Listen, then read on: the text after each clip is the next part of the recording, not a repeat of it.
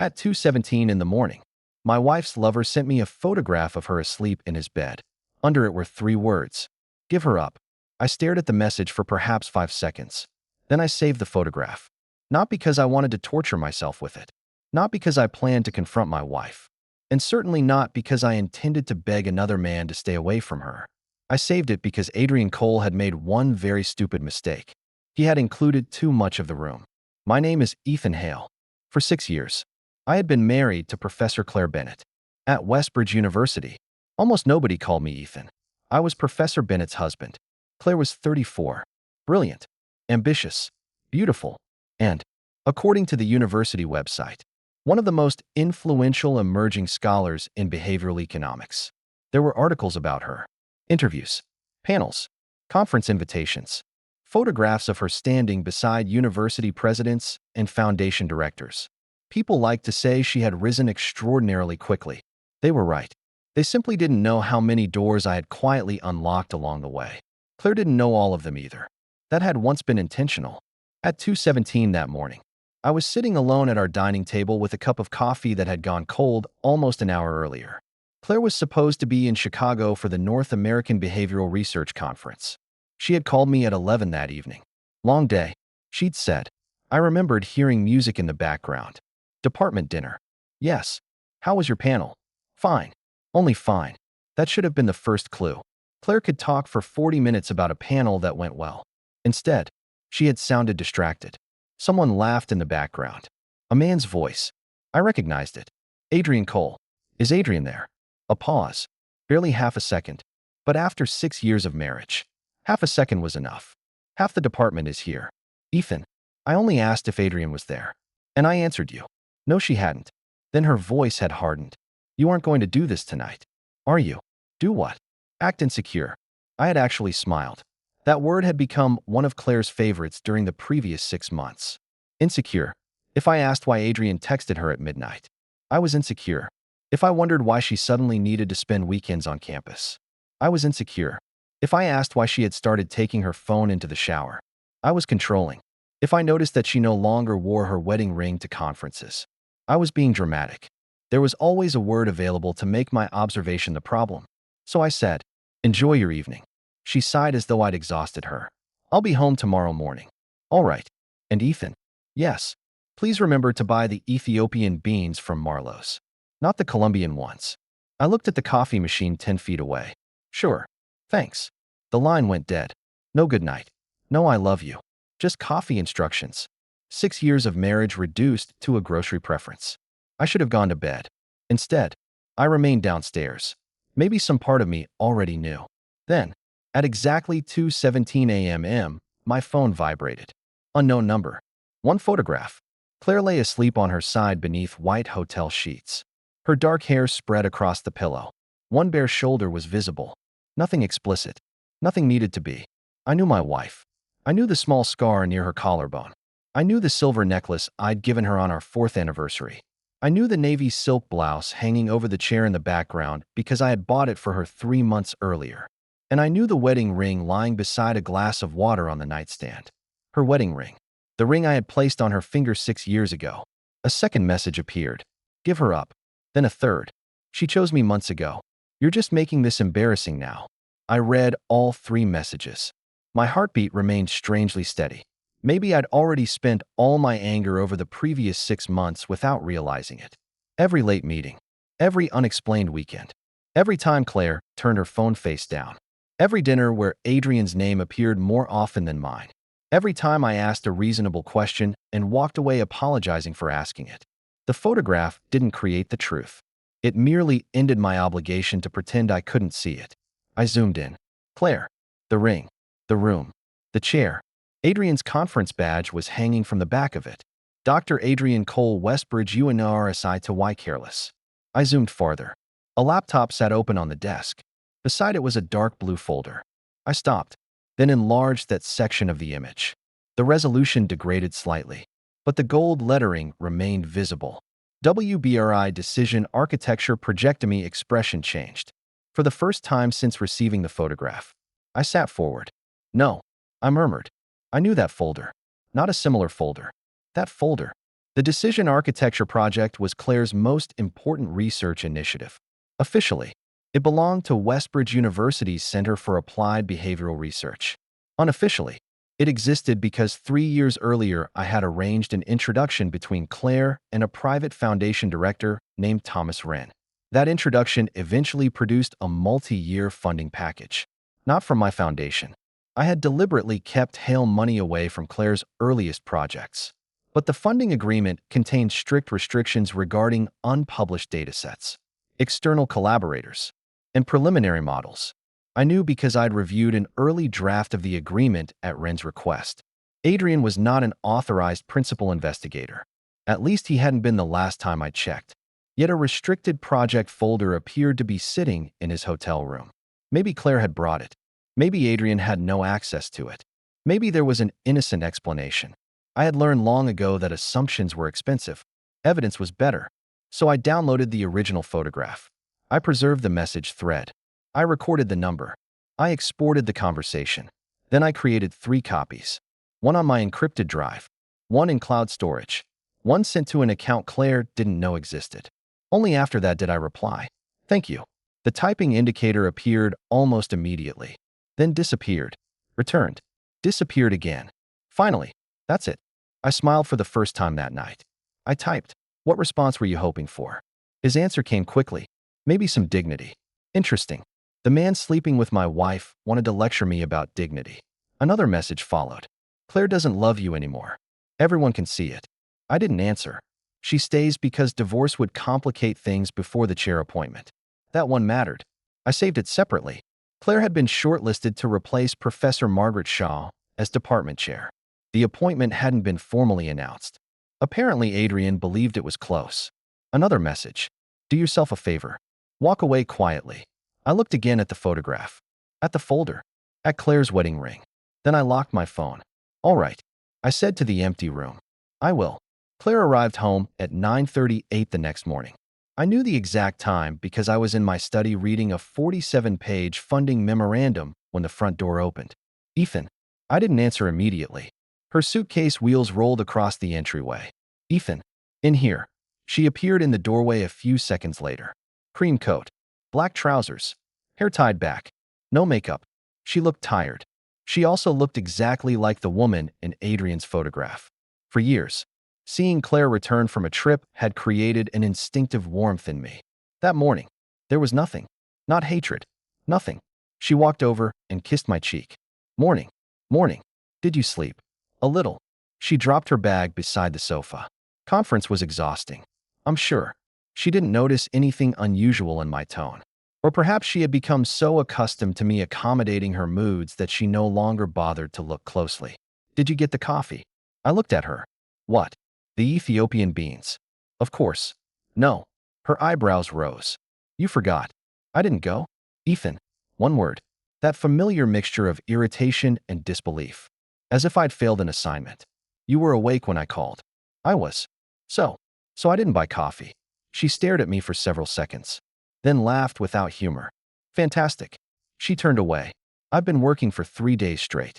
I barely slept. And I come home asking for one thing you barely slept. She stopped. My voice had been casual.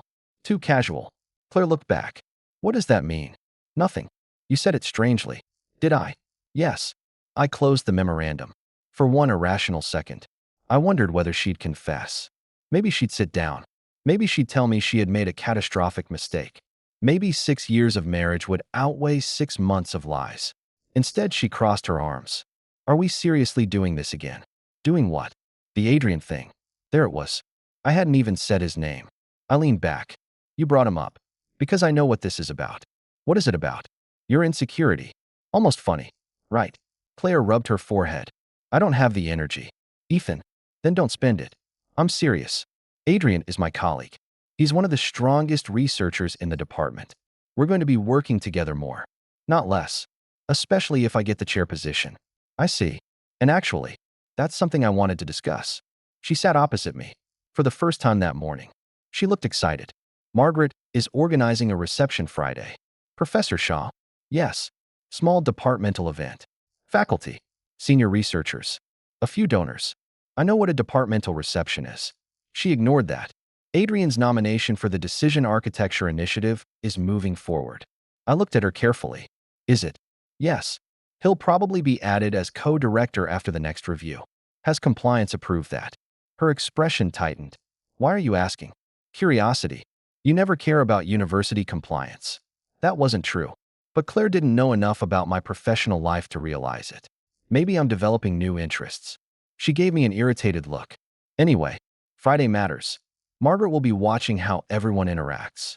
And I'd like you to come. I almost laughed. You want me there? You're my husband. Yesterday. Maybe. Today. The words sounded almost absurd. Claire continued. And please. She hesitated. That hesitation told me the next sentence would be insulting. Please what? Just try not to embarrass me. There it was. I stared at her. She immediately became defensive. Don't make that face. What face? You know exactly what I mean. I'd actually like to hear you explain it. Claire exhaled sharply. Ethan, these are academics. Senior academics. People are discussing grants, research, publications, institutional strategy, and I might accidentally start talking about football. That's not what I said. No. Keep going. Why are you being difficult? I'm trying to understand how my presence might embarrass you. She stood. This is exactly why I didn't want to say anything. Yet you did. Because sometimes you don't understand the room. I almost admired the irony. 3 people expected at Friday's reception had called me personally during the previous year seeking introductions to private donors. One of them had spent 40 minutes explaining why Westbridge needed another $12 million for interdisciplinary research. Claire didn't know. She had never asked. She knew I managed investments. That description had been sufficient for her. What should I say if someone asks what I do? I asked. She frowned. What? Apparently, I don't understand the room. Help me. Don't be ridiculous. Should I say I manage investments? That's what you do. Partly. She rolled her eyes. There. That. Please don't do that Friday. Do what? Act mysterious. I nodded slowly. Wouldn't want to embarrass you. She grabbed her suitcase. I'm taking a shower. Claire. She paused. I looked at her left hand. Her wedding ring was back where it belonged. Interesting. How was the hotel? Her face changed. Barely. But I saw it. What? Chicago. Your hotel. Fine. Comfortable bed. Silence. Then, what is wrong with you today? I smiled. Nothing. She stared at me, trying to decide whether I knew. Then she walked upstairs. I waited until I heard the bedroom door close. Only then did I take out my phone. Adrian had sent another message at 8:51. She'll be home soon. Don't make a scene. I read it twice, then blocked his number. Not because I feared what else he might send, because I already had what I needed. At 11:04, I called Daniel Mercer. He had handled several Hale Foundation matters and, years earlier, drafted our prenuptial agreement. He answered on the second ring. Ethan, are you free? Depends. Foundation or personal? Personal. A pause. Daniel's voice changed immediately. What happened? I need to start divorce proceedings. Another pause. Claire. Yes. Are you certain? Completely. Do you want to tell me what happened? She had an affair. I'm sorry. Don't be. I need this handled cleanly. All right. No threats. No public accusations. No unnecessary contact. Understood. I want a full review of shared accounts, property obligations, tax exposure, beneficiary designations. Everything. I can begin today. And Daniel. Yes. I don't want her financially destroyed. He was silent for a moment. That's not something most people say 10 minutes after telling me their spouse cheated. I'm not interested in revenge. That was true. At least financially. I want separation. Nothing more. I understand. But there may be a university issue. What kind? I looked toward the stairs. The shower was still running. Possible restricted research material visible in the photograph I received. Claire's. Her project. And who sent the photograph? The man she's sleeping with. Daniel sighed. Academics really do find creative ways to ruin their lives. Despite everything. I laughed. I'll send you the original. Don't distribute it beyond council yet. I know. Good. Let me review it. We ended the call. At 11:22. I received another. This one from the Hale Academic Foundation. My assistant. Lena Morris. Morning. Ethan. Morning. I know you're technically off today, but the Westbridge renewal packet came in. I looked upstairs. Of course it had. What renewal? The Behavioral Decision Initiative. Phase 4. Claire's program. Professor Bennett, is listed as principal director. Yes. I closed my eyes. Timing had a sense of humor. How much? Initial authorization is 18 million over 3 years. Potential expansion to 32. And it's waiting for your trustee approval. I said nothing. Ethan, I'm here. Do you want me to send the packet? Yes. Anything else? Place a temporary administrative hold on my approval. She paused. Reason: pending compliance review. Has Westbridge reported something? Not yet. Another pause. Lena had worked with me long enough to recognize the significance of those 2 words. Should I contact them? No. Then what should I document internally? Potential conflict involving restricted project materials. Understood. And Lena? Yes. Don't mention my personal connection to Professor Bennett. Of course. I ended the call. $18 million. Claire had spent the morning telling me I wouldn't understand the conversations at her department reception. My signature was sitting between her flagship program and $18 million. I didn't feel triumphant. That surprised me. A year earlier, maybe I would have imagined this moment differently. Claire discovering who I really was. Claire realizing how much influence I possessed. Claire apologizing. But sitting there that morning, none of it mattered. I didn't want her apology because she discovered I was powerful. I had wanted her respect when she believed I wasn't. Those were 2 very different things. Claire came downstairs around noon. She had changed into gray lounge clothes and tied her damp hair into a loose knot. Ordering lunch.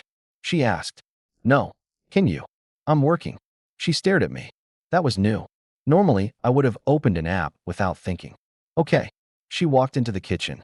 A minute later, seriously. I looked up. What now? There's no coffee.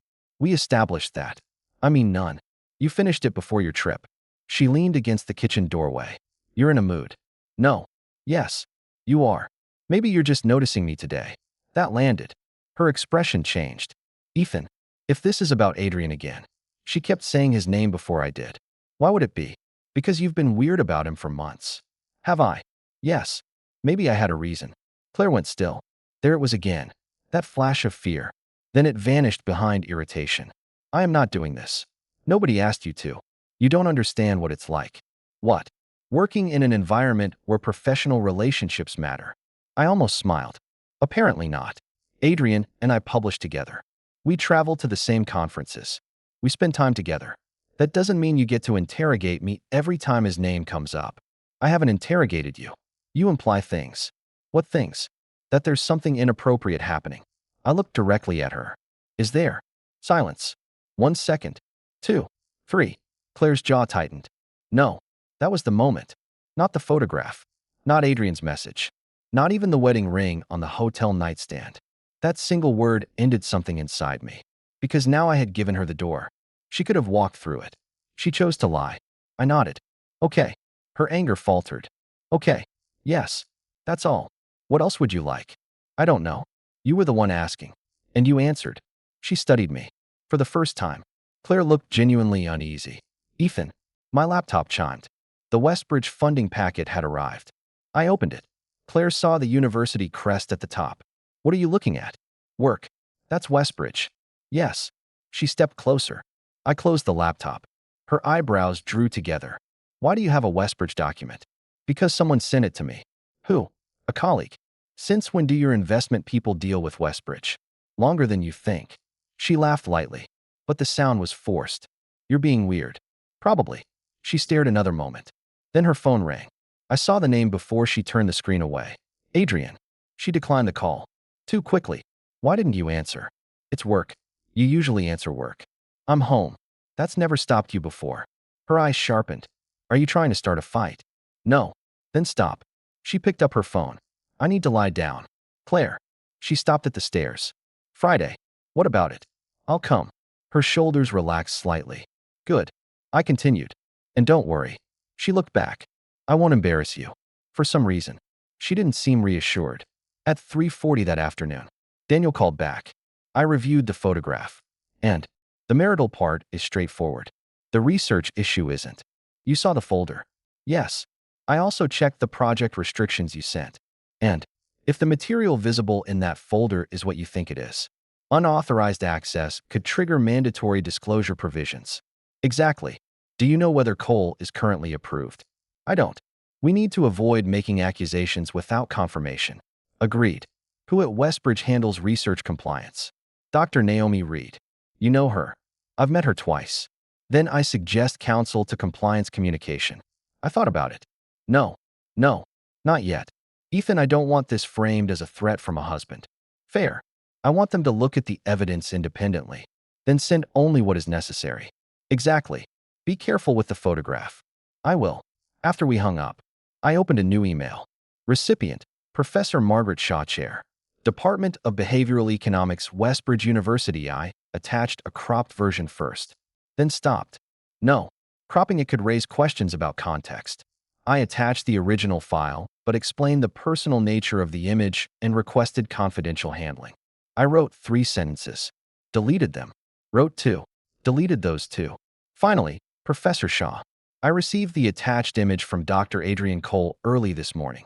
I am forwarding it confidentially because I believe material visible on the desk may relate to the Decision Architecture project. I make no allegation regarding its contents or authorization status. I only ask that the appropriate university office determine whether review is necessary. Ethan Hale. My cursor hovered over send.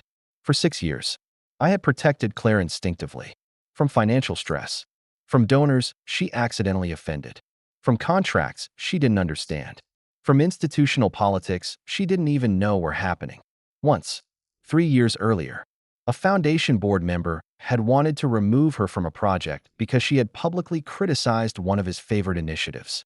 I had spent 2 hours persuading him that academic independence was worth protecting. Claire never knew. Another time, a conference sponsor nearly withdrew after Claire missed a private dinner. I repaired that relationship. Claire never knew. When she needed access to a proprietary dataset that would have taken most researchers a year to obtain, I made 2 calls. She thought the university had arranged it. When her first major project exceeded its preliminary budget, I quietly connected her dean with a donor who covered the gap. Claire called it a lucky break. Maybe that had been my mistake. I had made too many difficult things look easy.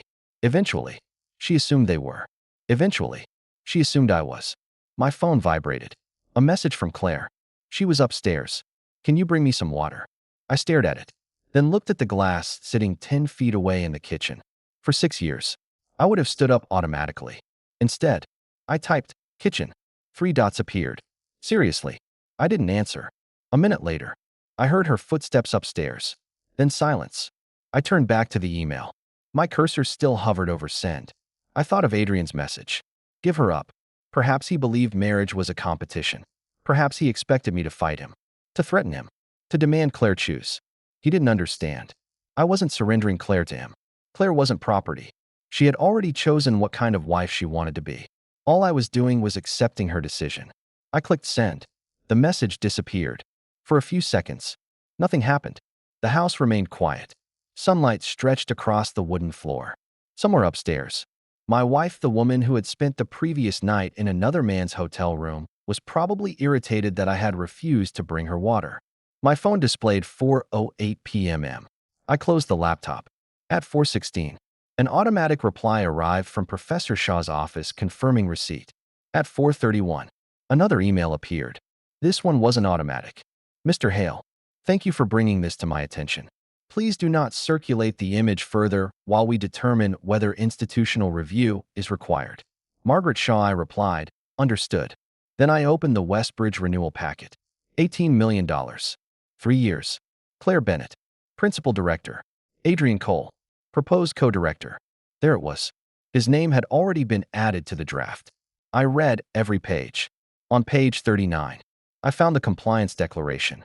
All principal researchers were required to disclose personal relationships that could reasonably create conflicts involving supervision, funding allocation, authorship, or access to restricted materials. Claire's disclosure, none. Adrian's, none. I leaned back. So that was how they wanted to play it. My phone rang at 5:02. Unknown Westbridge number. I answered. Mr. Hale. A woman's voice. Calm. Precise. Yes. This is Dr. Naomi Reed. Office of Research Compliance at Westbridge University. I know who you are. A slight pause. We've met. Twice. I'm sorry. I don't remember. You had a lot of people around you. Professor Shaw forwarded the material you provided. I expected she might. I need to ask you several questions. Go ahead. First, do you still possess the original image file? Yes. Has it been altered? No. Can you provide the original through a secure upload portal? Yes. Second, can you confirm the sender? Dr. Adrian Cole. How certain are you?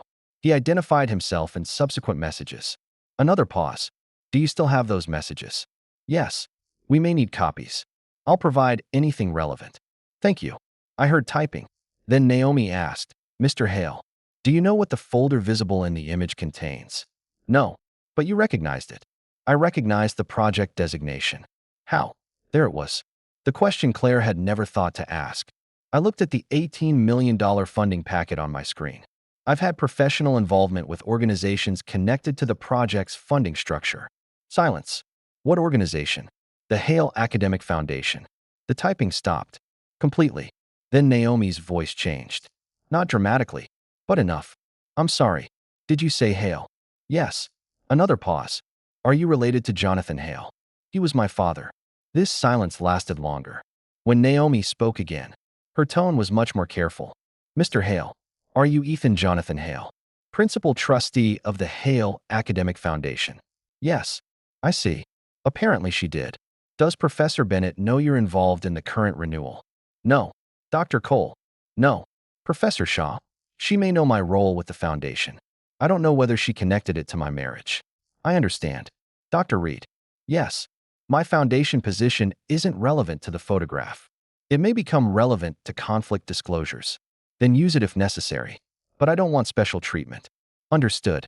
And I don't want Professor Bennett informed about this conversation unless procedure requires it. Also understood. She hesitated. One final question. Go ahead. Is your foundation currently considering funding connected to Professor Bennett's project? I looked at the authorization line. Trustee approval required. Ethan J. Hale.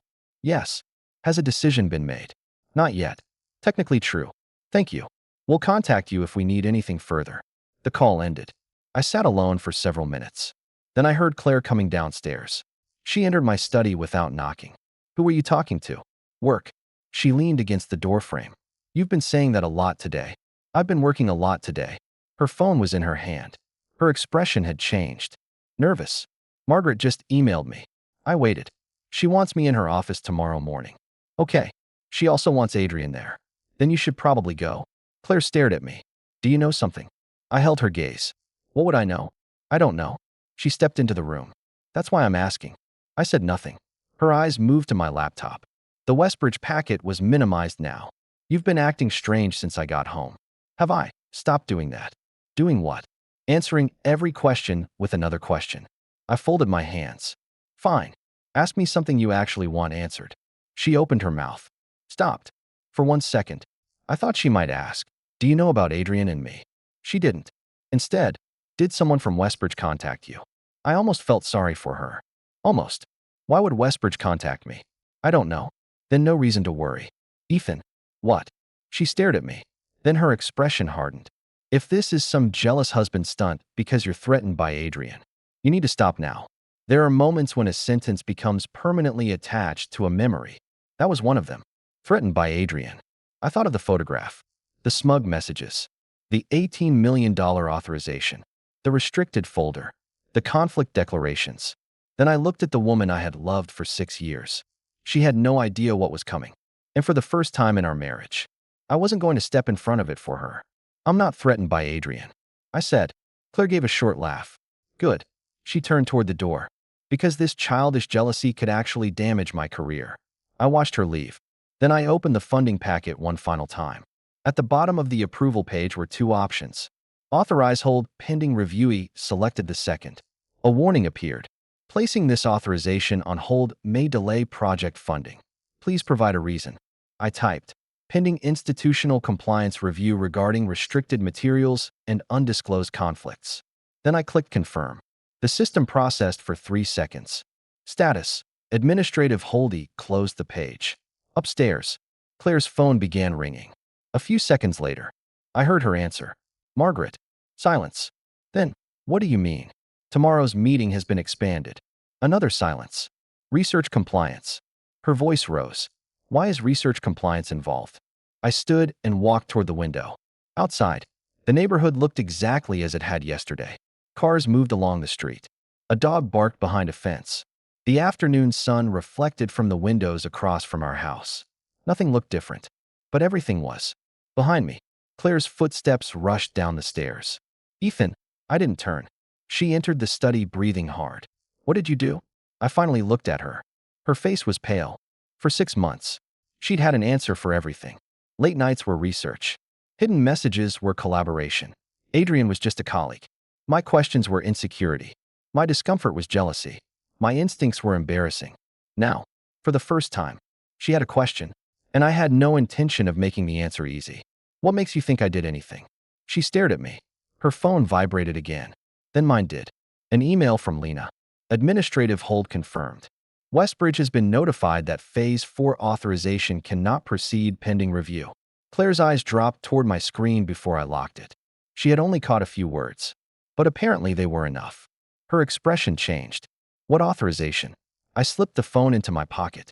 Ethan. I walked past her. She caught my arm. What authorization? I looked down at her hand. Slowly, Claire released me. 6 years ago, I had promised that whenever her career became difficult, she would never face it alone. I had kept that promise through failed papers, hostile reviewers, grant rejections, university politics, sleepless nights, and every crisis she had brought home. But promises belonged to marriages, and as far as I was concerned, ours had ended at 2:17 that morning. I stepped into the hallway. Behind me, Claire said my name again. This time, there was something in her voice I hadn't heard in years. Fear. I stopped but didn't turn around. Get some sleep. Claire. What? You have an important meeting tomorrow. Then I went upstairs. For the first time in 6 years, I closed the guest room door behind me and locked it. Downstairs, Claire's phone began ringing again. I didn't need to know who was calling. Professor Shaw. Research compliance. Adrian. Maybe all three. It didn't matter. At 2:17 that morning, Adrian Cole had sent me a photograph because he wanted me to understand that I'd lost. By 5:26 that afternoon, the photograph was sitting in the hands of the department chair and Westbridge's research compliance director. An $18 million authorization connected to Claire's flagship project was frozen. A divorce attorney was reviewing 6 years of marriage. And neither Claire nor Adrian had yet understood the most important part. I hadn't declared war on them. I hadn't exposed them publicly. I hadn't demanded revenge. I had simply stopped protecting them.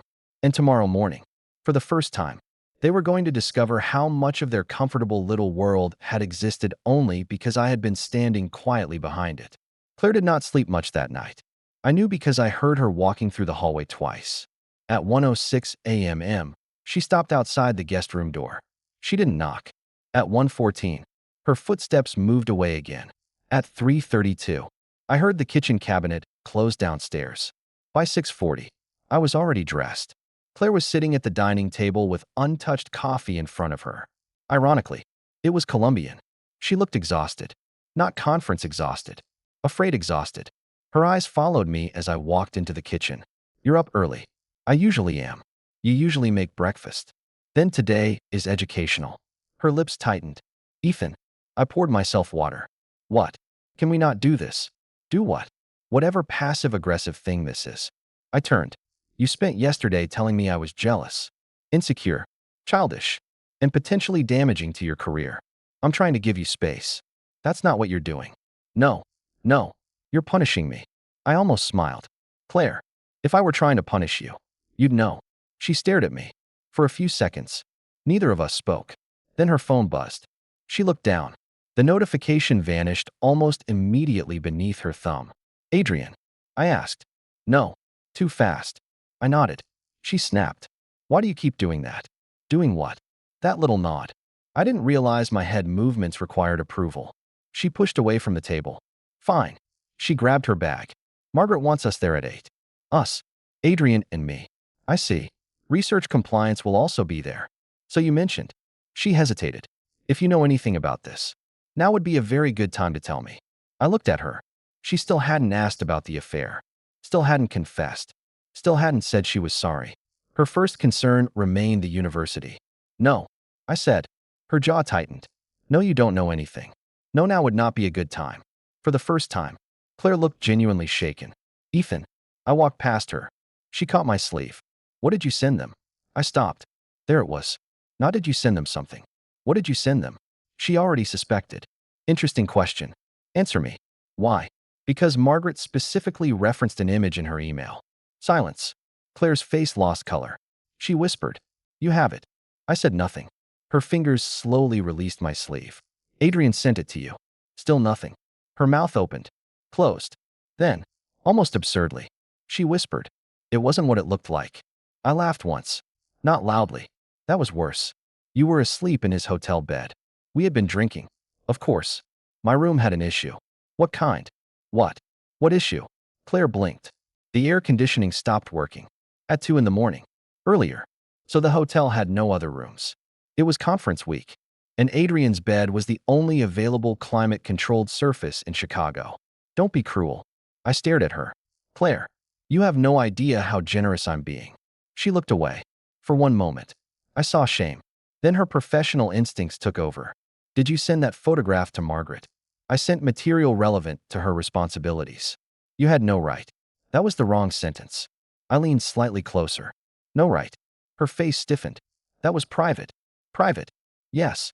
Adrian sent a photograph of my wife sleeping in his bed to my phone. I didn't know he did that. But I'm the one violating privacy. That's not what I mean. Then explain it. She pressed her lips together. I waited. Nothing. Finally, I said, "Have a good meeting." I walked out before she could stop me. At 8:17, Professor Margaret Shaw closed the blinds in her office. Claire sat at one end of the conference table. Adrian sat beside her. Dr. Naomi Reed sat opposite them. The photograph rested face down in a folder between them. I knew all of this later because Margaret told me. At the time, I was 3 miles away in the Hale Foundation's regional office, reviewing scholarship allocations. Claire, meanwhile, was discovering what happened when she entered a room where nobody cared about protecting her feelings. Margaret began without preamble. "We're not here to discuss anyone's marriage." Claire glanced at Adrian. Adrian kept his face neutral. Margaret continued, "We are here because a photograph submitted to my office appears to show Decision Architecture project materials in a hotel room assigned to Dr. Cole." Adrian immediately spoke. "That is absurd." Naomi looked at him. "Which part?" "The implication." "No implication has been made yet." "It obviously has." Margaret tapped the folder. "Then perhaps you can clarify." Adrian leaned back. "Professor Bennett and I were attending the same conference. We discussed the project throughout the week." Naomi asked, "Did you have authorized access to restricted project materials at that time?" "I'm an incoming co-director." "That wasn't my question." Adrian paused. Claire watched him. "No formal access had been granted yet." Naomi nodded. "Thank you." Claire intervened. "I brought the folder." Margaret turned toward her. "Why?" "We were preparing Adrian for his transition into the project." "Was that transition approved?" "Not formally." "Then why was restricted material present?" Claire's face tightened. "It was preliminary." "Was it restricted?" Another pause. "Technically." Naomi wrote something down. Claire immediately added, "But Adrian didn't review confidential datasets." Adrian looked at her. Just briefly. Too briefly for anyone but an experienced observer to notice. Margaret noticed. "So he didn't open the folder." Claire hesitated. "I didn't say that." Naomi asked, "Then what exactly are you saying?" Claire looked irritated. "I am saying this is being made to look far more serious than it was." Margaret's voice stayed calm. "The university decides that." That sentence landed hard. Adrian leaned forward. "Who submitted the photograph?" Margaret did not answer. "I think we're entitled to know." "No. If this is being used against us, it is not being used against you." Naomi said. "It triggered a review." "By whom?" "That is confidential." Adrian's mouth tightened. Claire already knew. "Ethan." The room went silent. Margaret looked at her. Claire said it again. "My husband sent it." Naomi did not react. Adrian did. A tiny smile. Then he said, "Of course he did." Claire glanced at him. Adrian continued, "He's been jealous of our professional relationship for months." Naomi closed her pen.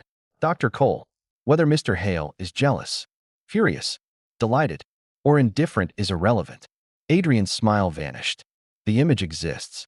She continued, "The folder exists. And your access status at the time is a matter of record." Margaret slid another sheet across the table. "We also need clarification on your conflict of interest disclosures." Claire looked down. Adrian did too. "Their relationship declarations." Both marked none. Claire's throat moved. Margaret asked quietly, "Do either of you wish to amend these?" Neither answered. That silence became the first official crack in Claire Bennett's carefully constructed career. At 10:43, Claire called me. I ignored it. At 10:45, she called again. Ignored. At 10:48, Adrian called from another number. I blocked it. At 11:02, Claire sent, "We need to talk." At 11:04, "This has gone too far."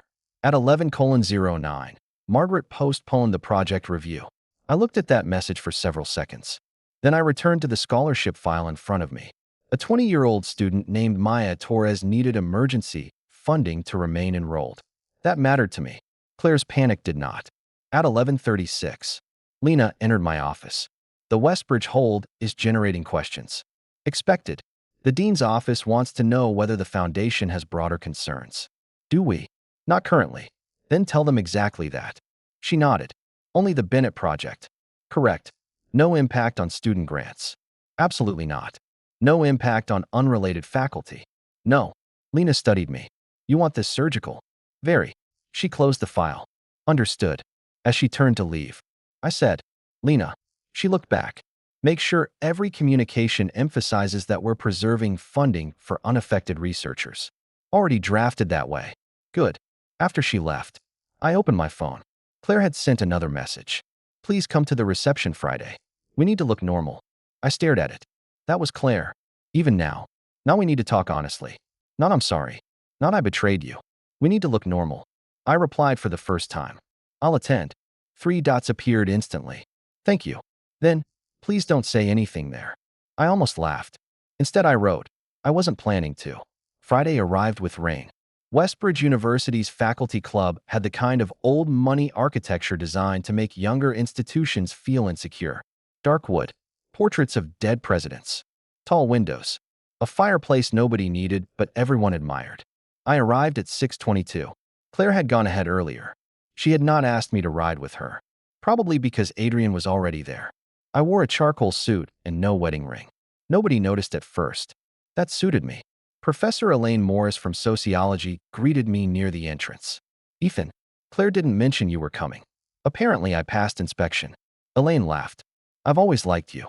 Don't tell Claire." "Why?" "She might lower your standing in the department." Elaine laughed again, not realizing I wasn't entirely joking. Across the room, Claire saw me. Her expression changed. Relief first, then concern. Her eyes immediately dropped to my left hand. She froze. I kept walking. She intercepted me near the champagne table. "Where's your ring?" "At home." "Ethan." "What?" "Put it on." "No." Her face tightened.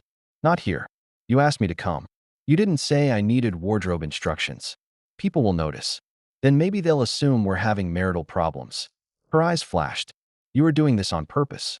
"Standing without jewelry." "Stop." I leaned closer. "Claire, you spent the night in another man's bed. I think my ring is the smallest problem in this room." She went pale. Before she could respond, Adrian approached. Perfect timing. He wore a navy suit and the expression of a man who still believed charm was armor. "Ethan." "Adrian." He extended a hand. I looked at it, then shook it. His grip tightened slightly. So did mine. He smiled. "Glad you made it." "Were you worried?" "About what?" "That I wouldn't." Claire cut in. "Can we please not do this?" Adrian gave her a reassuring smile. "Relax." I watched that. The intimacy. The confidence. The way he spoke to my wife as if I were the unstable guest. Then he looked at me. "Claire said you've been under some stress." I smiled. "Did she?" "Work. Marriage. All that." "Adrian." Claire's voice sharpened. He ignored her. "I'm sure it's difficult." "What is?" "Being married to someone whose career is accelerating this fast." There it was. He wanted an audience. Several nearby faculty members had gone subtly quiet. Adrian continued. "Claire's life is changing. Bigger research. Bigger responsibilities." I nodded. "That happens. It can be lonely for a spouse." Claire looked horrified now. "Adrian." "Enough." He smiled at me. "Especially when one person in the marriage lives in a very different world." For the first time, I almost admired him. He genuinely believed he was humiliating me. "You're right," I said. He blinked.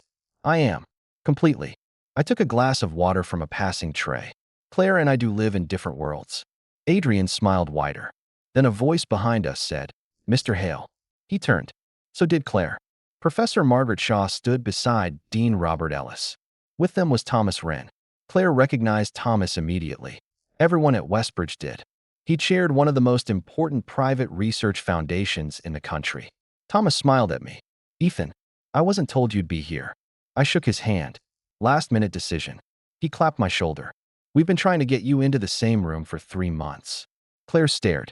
Adrian's smile disappeared. Dean Ellis looked surprised. You two know each other. Thomas laughed. Know each other. Ethan saved our consortium negotiations in Boston. I saw Claire's face change. Margaret noticed too. Thomas continued. Half our academic partnerships would move faster if more trustees thought like this man. Trustees. Adrian heard it. Claire definitely heard it. Thomas finally glanced between us. Oh. He looked at Claire. Professor Bennett. Forgive me. Of course. Ethan is your husband. Claire forced a smile. Yes. Thomas laughed warmly. I should have put that together years ago. Claire didn't. That was the problem. Adrian looked at me. What foundation? Thomas answered before I could. The Hale Academic Foundation. Silence. Not room-wide. But enough. Claire's eyes locked on mine. Hale. I took a sip of water. She whispered. You're with the Hale Foundation. Yes. With. Thomas gave me an amused look. Ethan is being modest. Claire didn't look away from me. What does that mean? Thomas said. Principal trustee. Adrian went completely still. Claire looked as though the floor had shifted beneath her. You never told me. I met her eyes. You never asked. For the first time in 6 years. Claire had nothing to say. Margaret broke the silence. Professor Bennett. Dr. Cole. Could I see you both in the library? Adrian stiffened. Now. Now. Claire glanced at me. Fear returned. They followed Margaret away. Thomas watched them go. Did I interrupt something? Nothing important. He raised an eyebrow. You sure? Very. Dean Ellis. Meanwhile, looked at me with a new kind of attention. Mr. Hale, perhaps we should schedule a conversation about the renewal. Perhaps. He smiled. I'd appreciate it. I nodded. After compliance finishes its review. His smile weakened. I see. At that exact moment, Claire looked back from across the room. Our eyes met. For years, she had introduced me as the husband who managed investments. The man who didn't understand academia. The man who might embarrass her in serious rooms. Now she was being escorted into a private meeting about the most important project of her career. And the man she had been ashamed of was standing beside the people who funded half the room. Claire returned 23 minutes later.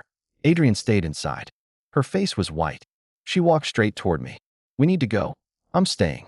Ethan, I just got here. She lowered her voice. Margaret says Phase 4 funding is on hold. I know. Her eyes widened. You know. Yes. How? I looked at her. Realization hit slowly. Then all at once. You did it. No. You froze my funding. I placed foundation authorization on hold. That's the same thing. Not remotely. She grabbed my arm. You cannot use money to punish me. I removed her hand. I'm not. Then restore it. No. Her breathing changed. People nearby were beginning to notice. Claire lowered her voice further. You are humiliating me. No. Claire. I leaned closer.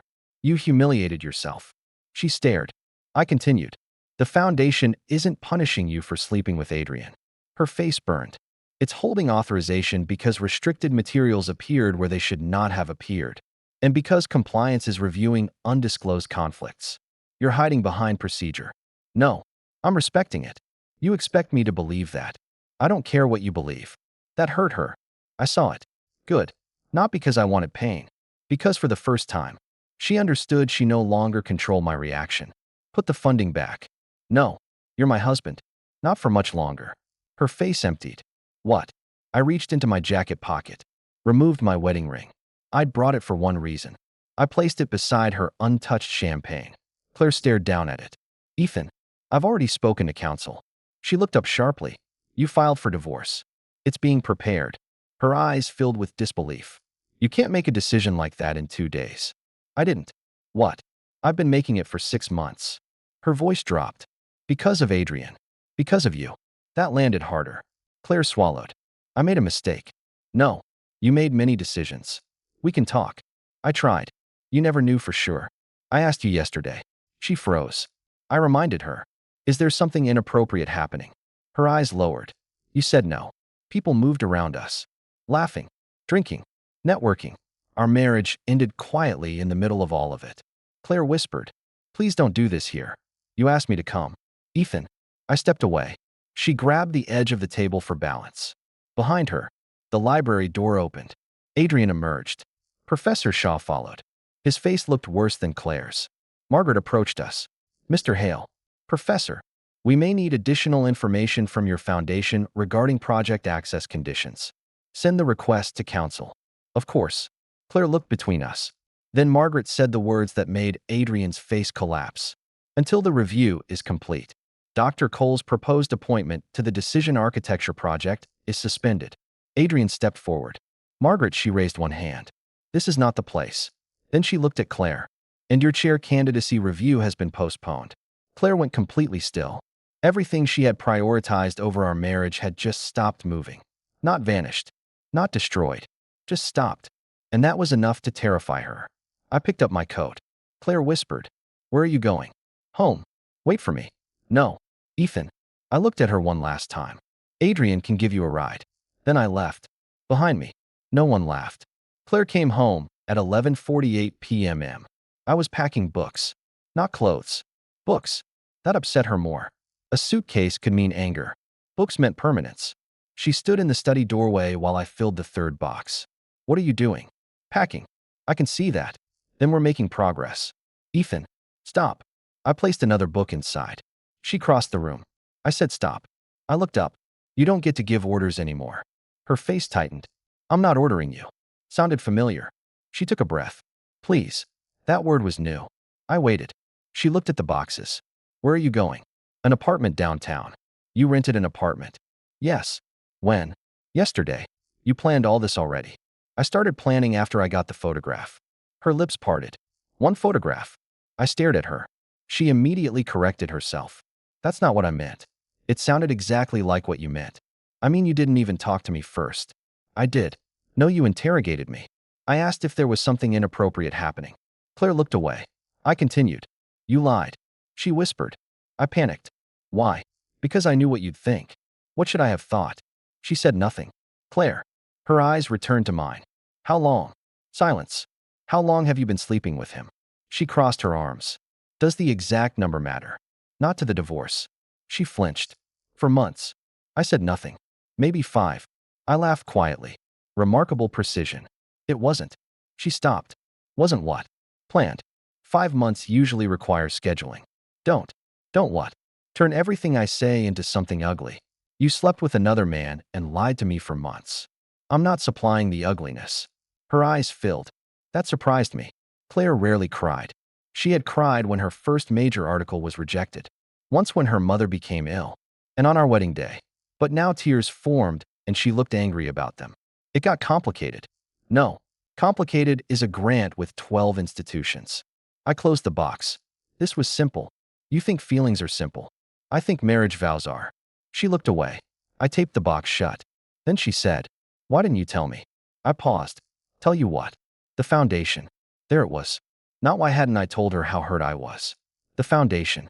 "You mean why didn't I tell you I was principal trustee?" "Yes." "You knew my family had money." "Not like that." "Like what?" "Like Hale money." I almost smiled. Apparently some money deserves capital letters. "You know what I mean." "I do." She stepped closer. "How long have you been involved with Westbridge?" "Years." "How many?" "Depends what you mean by involved." Her face changed. "Did you fund my work?" "No." Relief came too quickly. I noticed. "I never directly funded your early projects." Her relief weakened. "What does that mean?" "It means exactly what I said." "Ethan." I sat on the edge of the desk. "You remember Thomas Wren?" "Obviously." "Who introduced you?" "Dean Ellis." "No." She frowned. "What?" "Dean Ellis invited you to the dinner." "Yes." "Because I asked Thomas to attend." Claire stared. I continued. "The proprietary consumer dataset you got 3 years ago. The university negotiated that." "No." "What?" "I knew the CEO." She went silent. "The emergency budget extension on your second project." Her face slowly changed. "No." "Yes." "That anonymous donor." "Wasn't anonymous to me." She sat down. Actually sat. As though her legs had stopped cooperating. "How much?" "Don't." "How much of my career did you buy?" The anger in her voice was immediate. I stared at her, then laughed. Not because it was funny, Because I finally understood the story she'd built in her head. I didn't buy your career. You just listed 3 things. I opened doors. You manipulated my career behind my back. No. Then what do you call it? Supporting my wife. I didn't ask you to. You asked me constantly. I never asked for money. You asked for help. Her face tightened. Not that kind. You called me from an airport crying because the data agreement collapsed. She looked away. I fixed it. You called me after a donor withdrew and said your project might die. Silence. I introduced the dean to someone else. I never asked you to secretly. You never asked where help came from. That stopped her. I continued. You were happy when problems disappeared. Ethan, you just never imagined I might be the reason. She whispered. Why didn't you tell me? Because I wanted you to know your success was yours. She looked confused. It was. Exactly. I never wrote your papers. I never collected your data. I never taught your classes. I never earned your citations. I pointed toward her. You did that. Then why mention everything now? I didn't. She froze. Thomas did. That shut her up. I picked up another stack of books. You asked. Claire watched me pack. Then quietly, can you restore phase 4? I stopped. There it was. The apology had survived 12 minutes. Then the money returned. No. Her shoulders dropped. Ethan, compliance review first.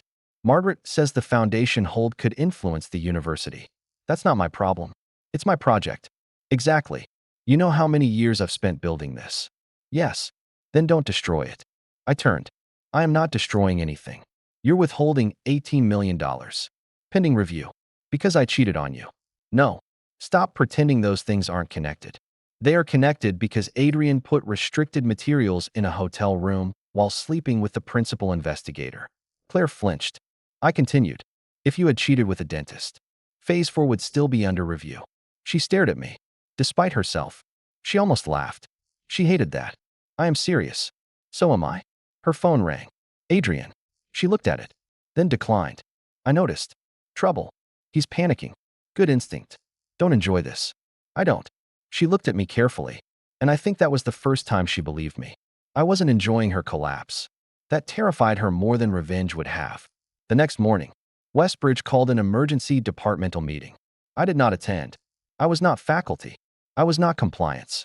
I was not interested in sitting inside a room while Claire defended herself. But I received updates. Lena called at 9:20. Westbridge formally requested the funding restrictions. Send them. All of them. Everything relevant. The prohibited access provisions are strict. I know. Do you want our counsel on the call? Yes. Dean Ellis also wants to speak privately. Later. Thomas Wren. What about him? He called again.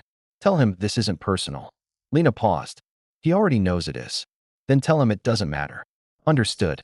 At 9:47. Daniel called. I reviewed the marital assets. And. Clean. Good. Prenup holds. Expected. Claire's attorney contacted me. Already. Apparently. Efficient. She hasn't authorized aggressive action. I looked out the office window. Good. She wants mediation. Eventually. Ethan. Yes. She's asking whether you'd pause filing. No. No hesitation. None.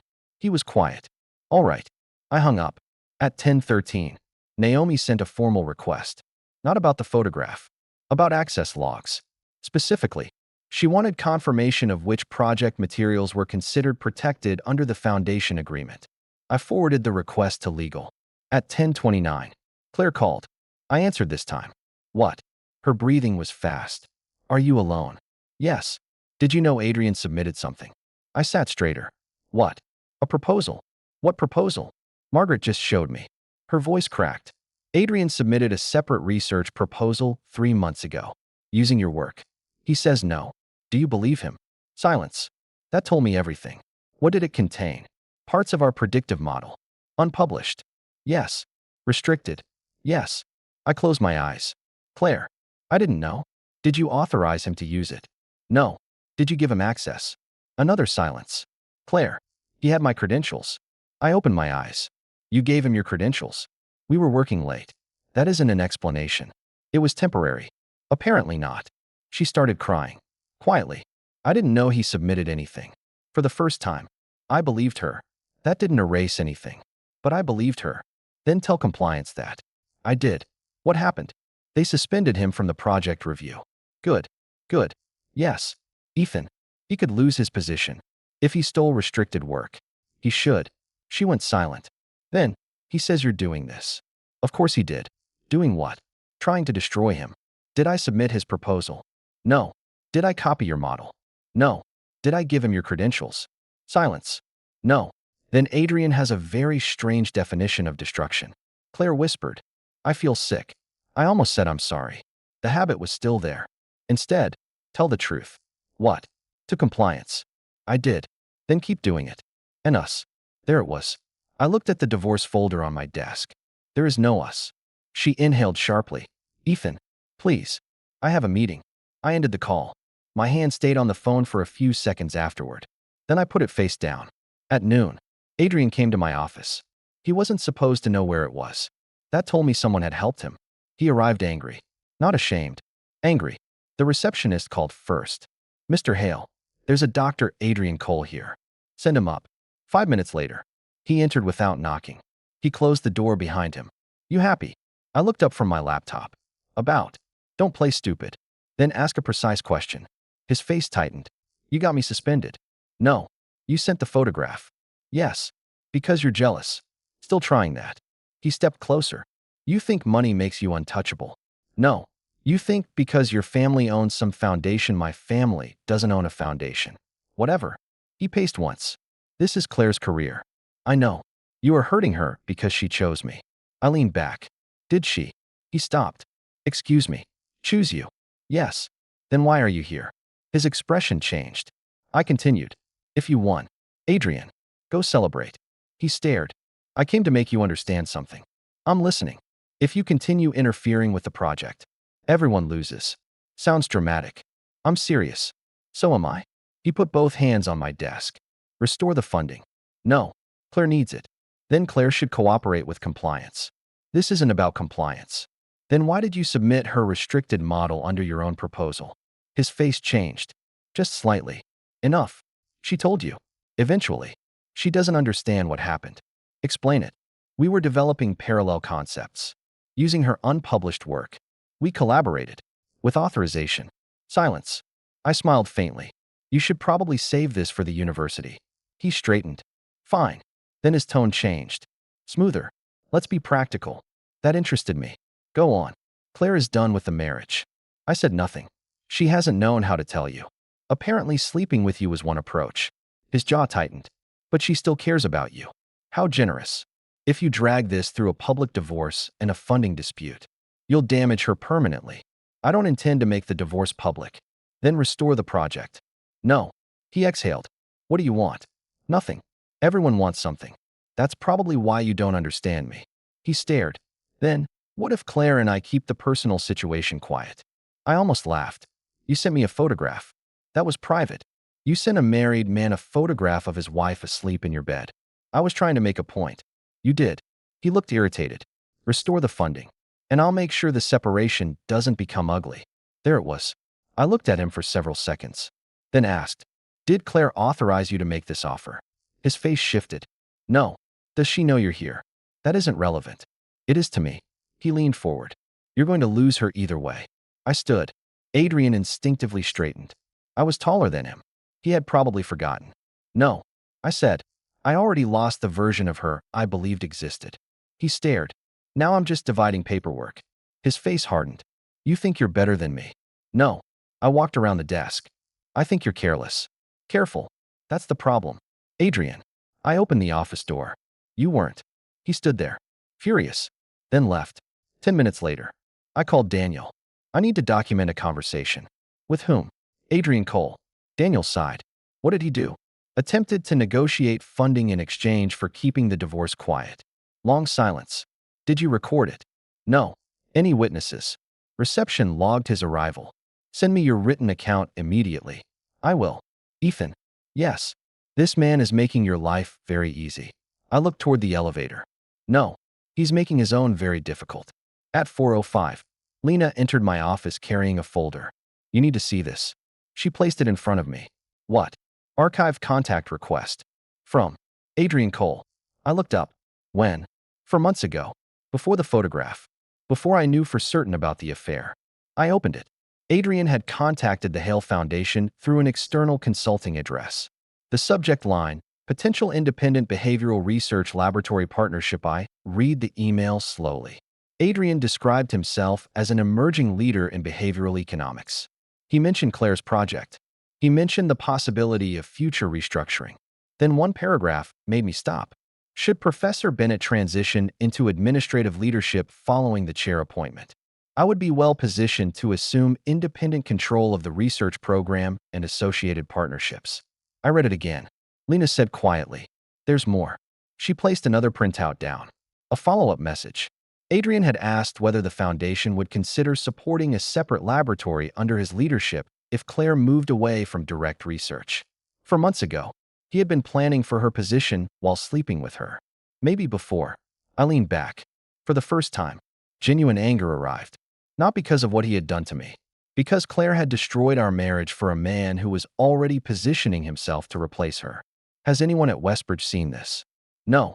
Send it to legal. Compliance. Through counsel. She nodded. Anything else? I looked at Adrian's email. Yes. What? Make sure Claire receives no special protection because she's my wife. Lena's expression softened.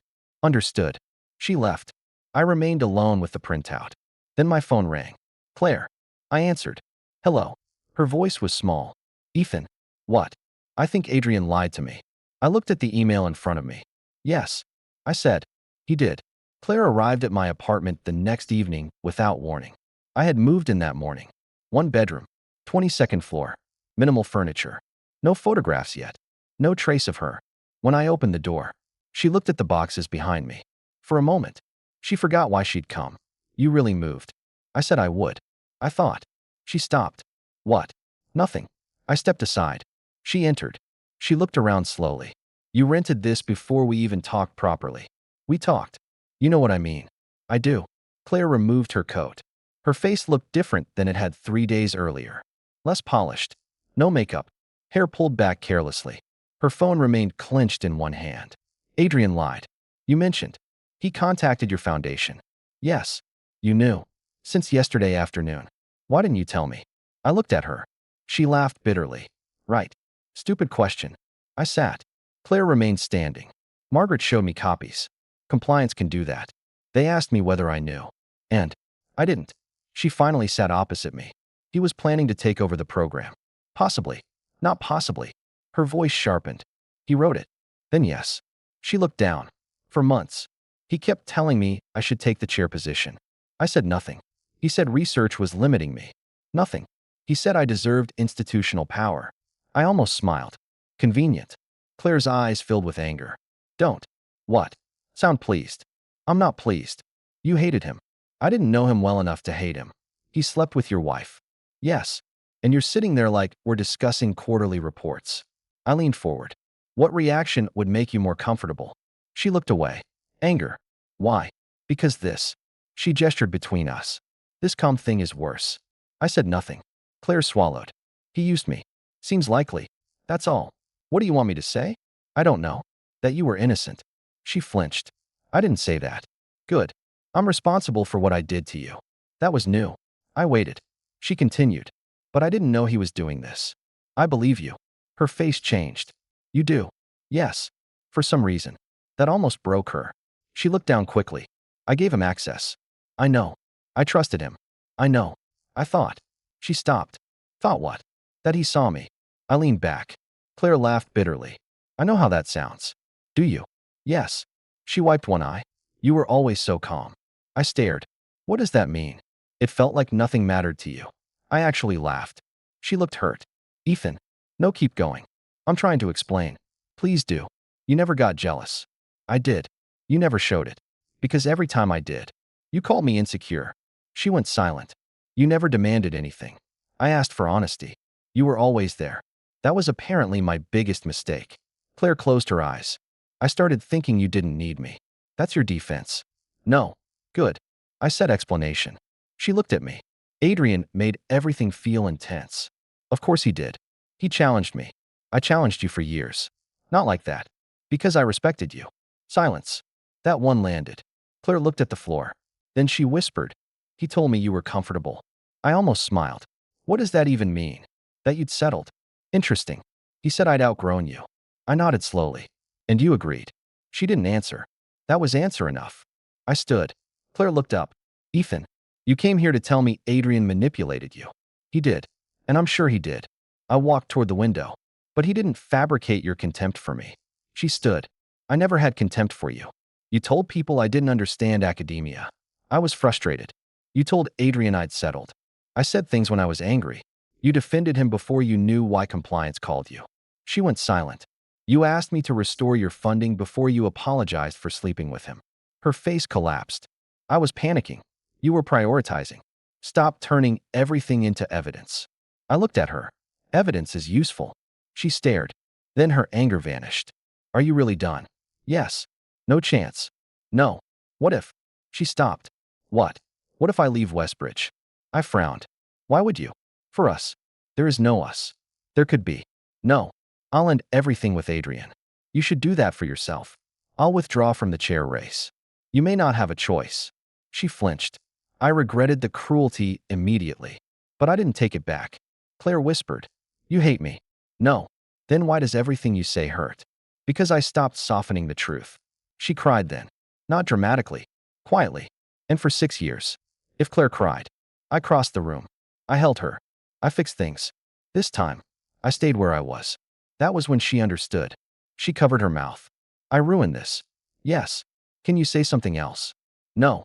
She laughed through tears. God. I turned toward the kitchen. I'll get you water. She laughed again. A broken sound. Now you bring me water. I paused. Then, despite everything, I laughed too. For 3 seconds. We sounded married again. That was almost unbearable. I handed her the glass. She took it. Then her phone rang. Adrian. We both looked at the screen. Claire declined. It rang again. Declined. A message appeared. We need to coordinate before tomorrow. Claire showed me. Coordinate what? I don't know. Then don't. She stared at the message. Another appeared. If they ask about the credentials, say you authorized temporary access. Claire went completely still. So did I? Another. We need to keep our stories aligned. Claire looked up. He wants me to lie. Looks that way. Her face hardened. For the first time since this began, I saw Professor Claire Bennett instead of my terrified wife. She stood. No. What? I'm done protecting him. I said nothing. She typed slowly. Do not contact me outside official channels again. I will answer compliance truthfully. She hit send. Within seconds, Adrian called. She blocked him. Then looked at me. Does that matter? Professionally. No. Her voice broke. To you. I answered honestly. No. Claire closed her eyes. That hurt more than anything else I'd said. The next day, the investigation expanded. Naomi's office obtained access logs. Adrian had used Claire's credentials 12 times over 6 weeks. 3 accesses occurred after midnight. 2 involved restricted datasets. 1 involved an unpublished grant appendix. Claire admitted she had originally given him her credentials. That admission damaged her badly, but she refused to claim she authorized the later access. Adrian blamed her. Then he blamed the project's security. Then he blamed ambiguous collaboration protocols. Then, predictably, he blamed me. At 1:10 p.m., Professor Shaw called. Ethan. Professor. I need to ask an uncomfortable question. Go ahead. Has Dr. Cole contacted you directly? Yes. Silence. When? Yesterday. Why? Funding. Margaret exhaled slowly. Of course. He asked me to restore authorization. Anything else? He suggested he could help keep the divorce quiet. Longer silence. Did you document this? Immediately. May compliance request it. Through counsel. Understood. Then Margaret said, for what it's worth. I am sorry. 4. Claire. I looked at the city below. You don't need to apologize. I recruited her. She's a talented academic. She was. I frowned. Was. Margaret sighed. I don't mean she's lost her ability. Then what? Ambition changes people. I almost corrected her. No. Ambition reveals them. But I didn't say it. Margaret continued. Adrian was always ambitious too. I noticed. Not like this. What changed? Claire's chair candidacy. That got my attention. What about it? 6 months ago, he started positioning himself differently. How? Taking over more meetings. Requesting visibility on donor relationships. Asking whether leadership changes would affect principal investigator appointments. I thought of his foundation email. Did Claire know? I doubt it. Interesting. There's something else. What? One of our analysts found substantial overlap between Adrian's independent proposal and Claire's unpublished model. I know. You do. Claire told me. Then she may not have told you the rest. I straightened. What rest? The proposal wasn't sent only to our internal committee. My grip tightened on the phone. Where else? A competing university consortium. Silence. If he'd secured it, Margaret said quietly, he could have moved the concept outside Westbridge and outside Claire's control. Yes. I closed my eyes. Does she know? Not yet. Tell her before she hears it elsewhere. I will. The call ended. I stared at the wall. This was no longer about adultery. Adrian had looked at Claire and seen access. Her project, her coming promotion, her institutional relationships, her credentials, her husband, her funding. He had not merely slept with my wife. He had studied our entire marriage as an opportunity structure. And Claire had mistaken predation for passion. That evening, she called. She didn't say hello. He was going to take it. Her voice sounded hollow. The project. I know. They showed me the external submission. I know. He changed the title. Claire. He changed the title and rearranged the model sections. But it's mine. I know. I trusted him. Her voice broke. I was willing to leave you for him. I closed my eyes. Don't tell me that. But it's true. I know. No, you don't understand. I understand enough. She cried. He said you didn't value me. I laughed bitterly. Apparently valuing you required stealing your research. I was stupid. Yes. She inhaled. You don't have to agree that quickly. Despite myself. I smiled. Neither of us spoke for a few seconds. Then Claire said, Margaret wants another formal meeting. When? Monday. Good. Adrian's bringing an attorney. Expected. Will you be there? Why would I? The foundation may need representation. Council can handle it. A pause. Please. I frowned. Why? I don't want to sit across from him alone. The old instinct returned. Protect her. Stand beside her. Make it easier. Then I remembered the photograph. Her lie. Her contempt. The ring on the nightstand. I can't be that person for you anymore. Silence. When Claire finally spoke, her voice was almost a whisper. I know. She ended the call. Monday's meeting lasted 3 hours. I did not attend. But by noon, Adrian's proposed appointment was formally withdrawn. His access to the Decision Architecture project was suspended. The chair candidacy committee requested that Claire's leadership review remain paused. The foundation hold continued. At 12:41, Lena brought me coffee. Ethiopian. I looked up. What? You usually order it. I stared at the cup, then laughed. Not anymore. She raised an eyebrow. Bad association. Something like that. She placed a file beside me. One more thing. What? The university submitted an urgent request to protect student positions if the project remains frozen. Approve bridge funding. How much? Enough for salaries and tuition support. Even though Professor Bennett's project is under review. The students didn't cheat on me. Lena looked at me for a moment, then nodded. Understood. I signed. By 2 p.m., the Hale Foundation guaranteed continuity funding for every graduate assistant and junior researcher attached to Claire's program. Only senior discretionary funds remained frozen. Claire heard within an hour. She texted me. You protected the students. I replied. They did nothing wrong. 3 dots. Then, neither did most of the faculty. Correct. Another pause. You really aren't trying to destroy me. I stared at that sentence. Then wrote. No. She replied. That somehow makes this worse. I didn't answer. At 4:17, Daniel emailed the first formal divorce petition. I opened it. Read the first page. Hale versus Bennett. 6 years reduced to a case caption. I signed electronically. Then I closed the file. Across campus, Claire was discovering that Adrian had wanted her project more than he wanted her.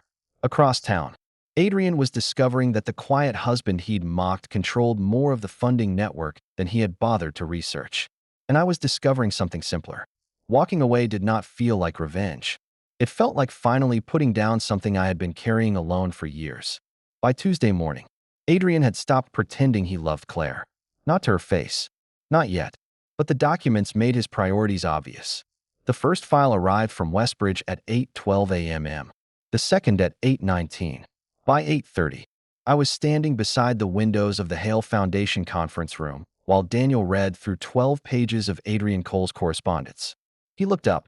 This is worse than we thought. How much worse? He was planning an exit. For himself. And possibly for Claire's project. I took the file. Adrian had been contacting faculty at Riverton University, another institution with a strong behavioral science program. The messages were carefully written. Nothing openly incriminating. Nothing as stupid as admitting theft. Adrian was smarter than that. But the pattern was obvious. He described an emerging framework with substantial cross-market predictive potential. Claire's language.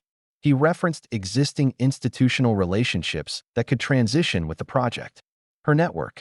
Then, buried in an email 6 months earlier, I found a sentence that made me stop.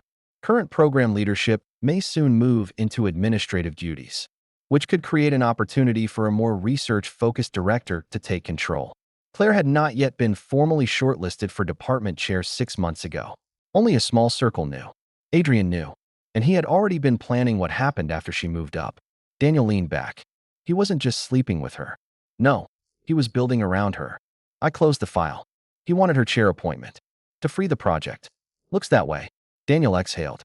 Does Claire know? Not this part. Are you going to tell her? No. He studied me. No. This belongs to compliance. That's colder than I expected. It's cleaner. Daniel nodded slowly. He understood. If I told Claire personally, Adrian could claim I was manipulating her. If Naomi told her through formal channels, there was no argument. Send it, I said. To Westbridge. To Naomi and Margaret through counsel. Daniel gathered the papers. And Ethan? Yes. If Cole tries to contact you again, don't engage. He won't. You sound confident. He thinks I'm an obstacle. What is he? Then, I looked at the documents. Temporary. Claire found out before lunch. At 11:46, my phone rang. I let it ring twice before answering. Hello. For several seconds. She said nothing.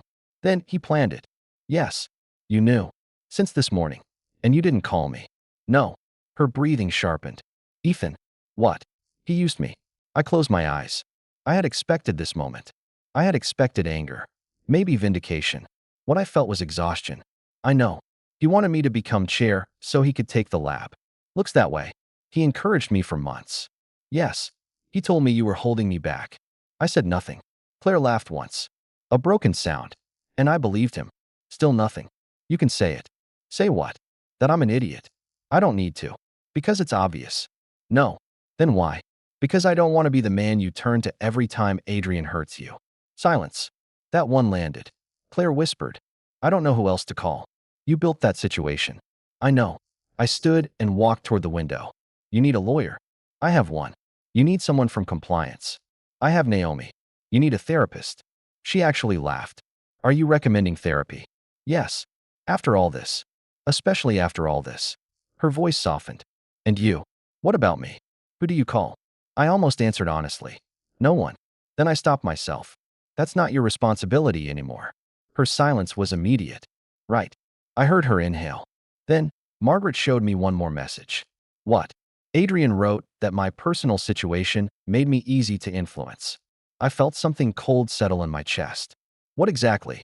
He said I was dissatisfied at home. I closed my eyes. Claire continued. He said I was emotionally responsive to validation. I nearly laughed. Not because it was funny, because Adrian had reduced the woman I married to a vulnerability profile. He analyzed you. Yes. And you thought he loved you. The words came out harsher than intended. Claire went silent. I immediately regretted them. But she said, no? What? Not anymore. I heard paper moving on her side. He loved access. I said nothing. Then she whispered, you loved me. Past tense. I didn't answer. Because once. I had. Enough to make every mistake that had brought us here. At 2 p.m., Professor Margaret Shaw called me personally. Ethan. Professor. I assume Claire spoke with you. Yes. She took the disclosure badly. I expected that. Margaret paused. She also did something I didn't expect. What? She requested that the university examine all of Adrian's access, even if it increases her own exposure. That got my attention. She understands what that means. I explained it twice. And she signed the authorization. I leaned against the desk. For the first time since this began, Claire had made a decision that did not protect her position. What happens now? Compliance expands the review. To other projects. Yes. And Claire. She may be disciplined for credential sharing. But she's cooperating. That matters. I nodded though Margaret couldn't see it. Good. Ethan. Yes. I don't know what happened inside your marriage beyond what I'm obligated to know. Keep it that way. I intend to. Thank you. But for what it's worth, she appears to understand that Adrian is not the only person responsible. I stared at the floor. That took too long. Yes. Margaret did not defend her. I respected that. Adrian finally cracked that evening. Not publicly. Privately. Claire called me at 7:23. He came to my office. Was he allowed? No. What happened? He waited until Naomi left. My jaw tightened. Then, he said we needed to stand together. Of course. He said if I blamed him, he'd release messages. What messages? She went quiet. Claire, things I said about you. I almost smiled. That's his leverage. They're ugly. I assumed. No. Ethan. Her voice shook. I was cruel. I know. You don't know all of it. Then I don't need to. He said if the university turns against him, he'll show everyone. Show who? Faculty. Donors. Maybe your foundation. I laughed. She sounded confused. Why are you laughing? Because he still thinks I care whether people know you insulted me. I care. That's your problem now. Silence. Then, he also said he could prove I gave him access. Can he? Yes. Then don't lie. I'm not. Good. But if he releases those messages, let him. Claire went silent. I continued. He can't threaten you with something you're willing to admit. He'll make me look terrible. You were terrible. Another silence. I had become too comfortable telling the truth. Then she surprised me. I know. No defense. No anger. Just 2 words. I sat down. Claire continued. I told him you were boring. I closed my eyes. I said you had no ambition. I said nothing. I said sometimes I felt like I had married a man who was content being invisible. That one hurt. She heard it in my breathing. I'm sorry. Keep going. Why? Because you started. She swallowed. I told him you didn't understand people like us. I laughed quietly. People like us. Academics. Ambitious people. I remember. And I told him. She stopped. What? That if I became chair, I might finally be able to leave without feeling guilty. I stayed completely still. That one finished whatever sympathy had started rebuilding. Ethan, I'm here. I never meant stop. Her voice died. You meant it when you said it. I was angry. You were sleeping with him. Silence. You don't get to rewrite yourself because he betrayed you too. I know. No. I don't think you do. She started crying. I continued anyway. You were ready to leave me when you thought Adrian was a better option. That's not it is. I was confused. You were selfish. Yes. That stopped me. Claire whispered. Yes. I was. I said nothing. Then she asked, can I ask one thing? What? Did you ever talk about me that way? No. Immediate. Absolute. She started crying harder. That's what I thought. I ended the call 5 minutes later. Not angrily. Not kindly. Just ended it. That night, Claire went home to our old house. My side of the closet was empty. My books were gone. My shoes were gone. The framed photograph from our wedding had been removed from the hallway because I had taken the frame. I didn't know this then. She told me months later. What I did know was that at 11:08 p.m. Daniel forwarded the finalized divorce petition. I signed it. At 11:34, Claire received formal service electronically. She did not call. For once. She understood that calling would change nothing. 2 days later, Westbridge's compliance office requested emergency preservation of all Adrian's university accounts. That's when they found the device logs. Adrian had copied more than Claire's model. He had downloaded draft material from 2 junior researchers, 1 postdoctoral scholar, 1 graduate researcher. Different projects, different years, same pattern. Access through collaboration. Copy. Repackage. Advance himself. Naomi called me at 4:40. We have a broader problem. How broad? Potential multi-year misconduct. I looked at the ceiling. And Claire. She appears to be one victim among several. Appears. She also enabled some access. I understand. But no evidence currently suggests she knew about the external submissions. I exhaled. That mattered. Not for our marriage, but for her career. What happens next? Formal disciplinary review for Cole. And Claire. Separate review. Fair. Naomi paused. Mr. Hale. Yes. I need to ask whether the foundation intends to withdraw entirely. No. She sounded surprised. No. Students keep funding. Junior researchers. Protected. Unrelated programs. Protected. And Professor Bennett's discretionary allocation. Frozen. Dr. Cole's. Frozen. Naomi was quiet. Then, thank you. For what? for separating misconduct from collateral damage.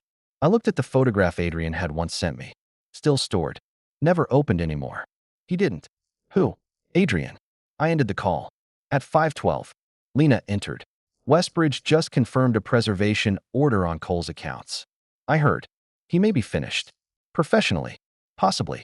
I looked at the city. No. What? He's not finished yet. Why? Because Claire still thinks losing him is the punishment. Lena studied me. And it isn't. No. The real punishment had already begun. Claire had finally understood that the man she betrayed me for never chose her. He chose proximity. 3 days later, Claire's name appeared on an authorization she swore she had never signed. The document was a restricted transfer approval. It authorized the movement of project materials from Westbridge's protected research server to a shared external environment. At the bottom, Professor Claire Bennett, Principal Investigator, digital signature attached. Timestamp: 1:43 a.m. The transfer had occurred 7 weeks earlier. Claire called me at 7:05 that morning.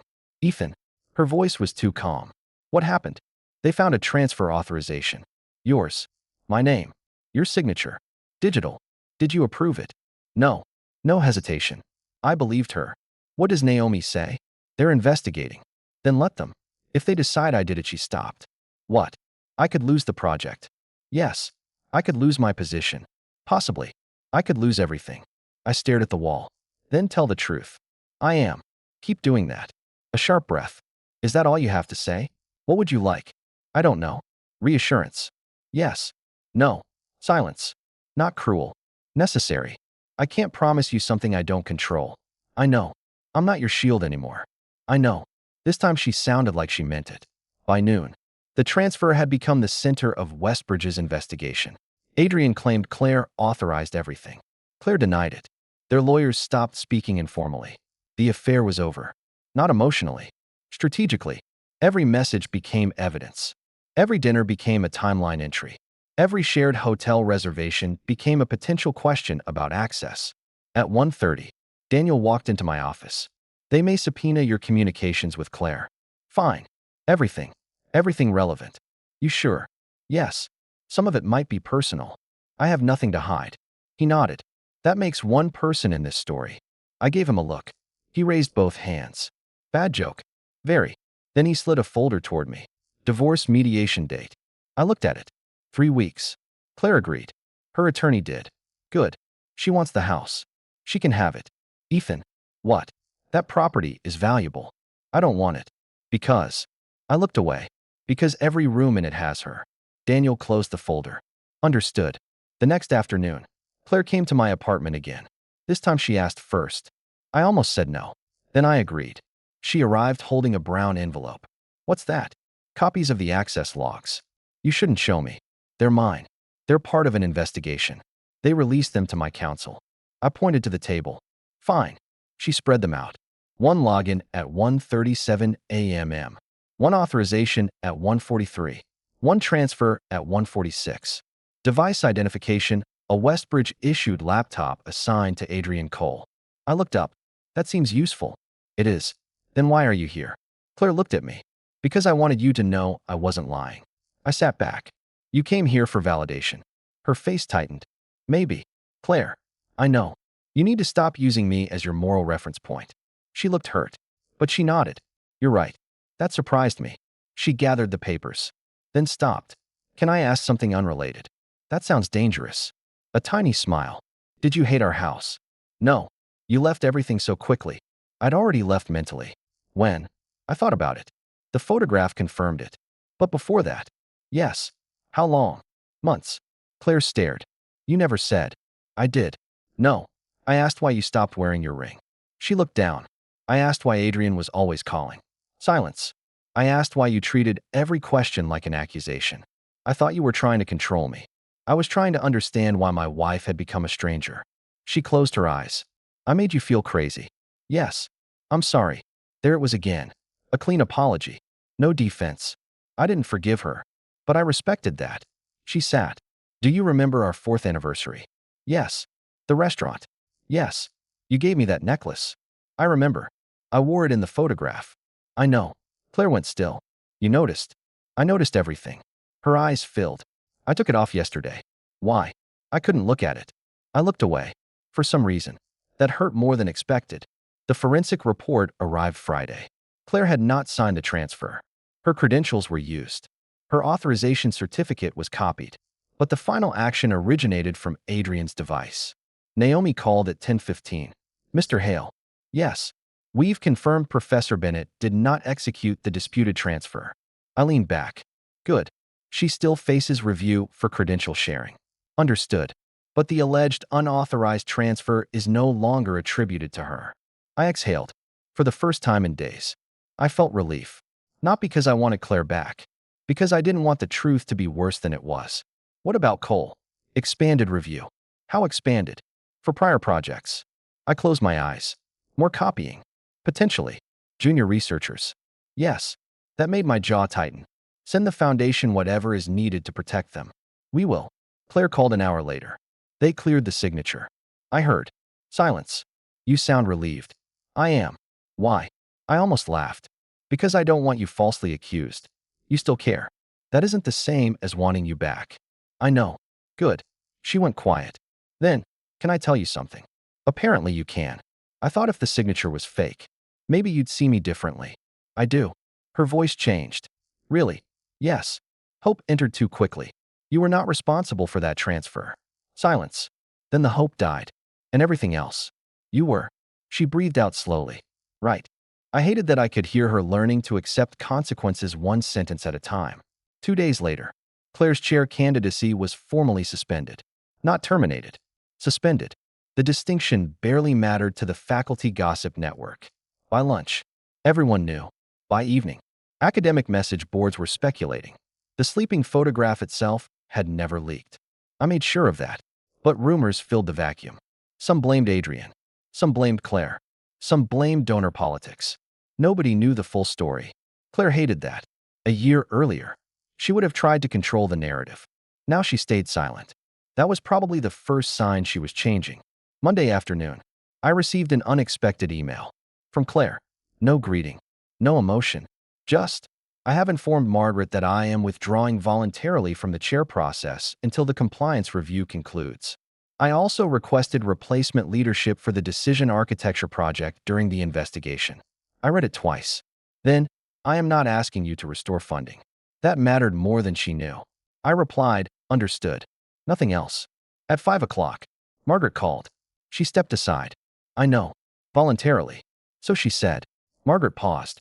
It protects the university. And herself. Less than you'd think. I looked at the skyline. Good. Good. She finally made a decision without asking what preserves the title. Margaret was quiet. Then, you still know her well. No. I ended the call gently. I knew her well. The formal hearing took place 6 weeks after Adrian sent me the photograph. By then, nobody cared about the affair itself. It had become a footnote. The real issue was what Adrian had done with Access. I attended because the Hale Foundation was a contractual stakeholder. Nothing more. At least that was what I told myself. Westbridge used a large boardroom on the administration floor. Margaret sat at the head. Naomi beside her. 2 university lawyers. A faculty representative. A grants officer. Claire sat on the left. Alone. Adrian sat on the right beside an attorney. I sat near the far end with Daniel. When I entered, Claire looked at me. I nodded once. Adrian did not. He stared straight ahead. Good. For the first time, he understood we were not rivals. We never had been. Naomi opened with timelines. Access logs. Transfers. Proposal submissions. External communications. Then the photograph appeared. Not projected. Placed inside a confidential evidence packet. Naomi spoke carefully. The image originally triggered review because restricted project material was visible in a hotel room occupied by Dr. Cole before his authorized appointment. Adrian's attorney interrupted. My client disputes that the folder contained restricted material. Naomi nodded. We no longer rely on the folder. Adrian looked up. That was the first crack. She continued. Subsequent system records establish unauthorized access independently. One by one, she listed them. 12 logins using Claire's credentials. 3 restricted downloads. 1 replicated authorization certificate. 2 external proposal submissions. 4 archived junior researcher drafts found in Adrian's personal research directory. A postdoctoral researcher's model section with only the name changed. By the third hour, even Adrian's attorney had stopped interrupting. Claire looked physically ill.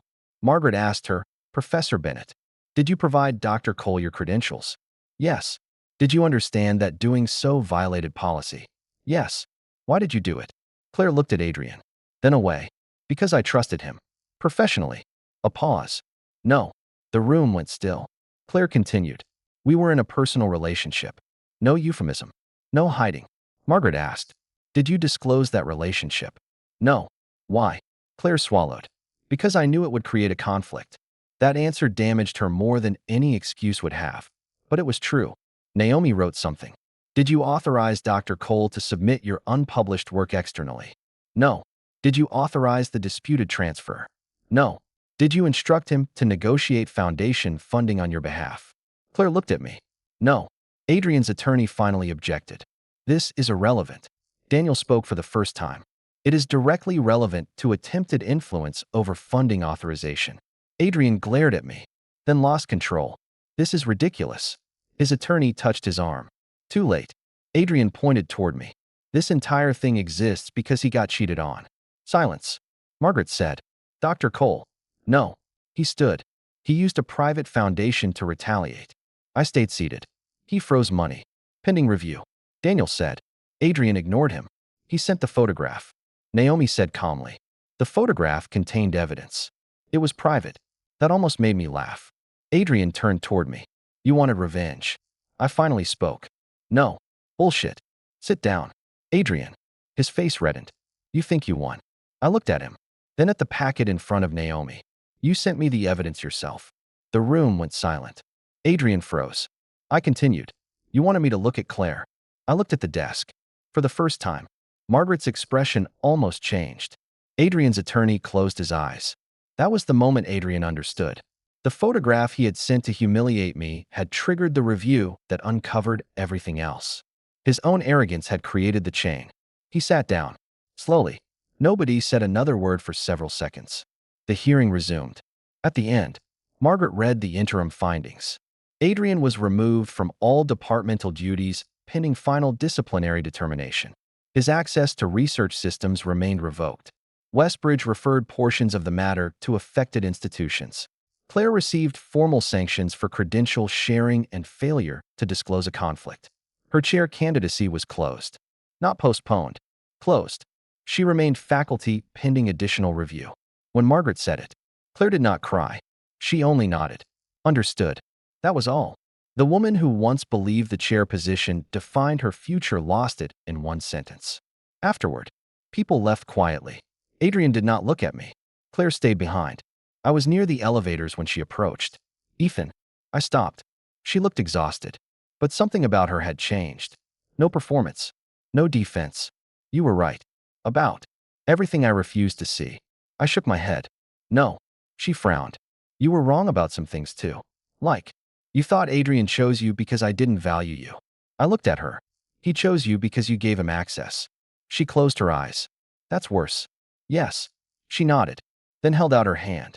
My wedding ring rested in her palm. I stared. I found it in my coat pocket after the reception. I had forgotten she took it from the table. "Keep it." "No." She placed it in my hand. "It was yours." I closed my fingers around it. Claire looked at me. "I'm sorry." No tears. No request. No come home. Just that. For the first time, it felt like an apology rather than a negotiation. I nodded. "I know." She looked almost surprised. Then she walked away. The university announced the sanctions 2 weeks later. Carefully worded. No salacious details.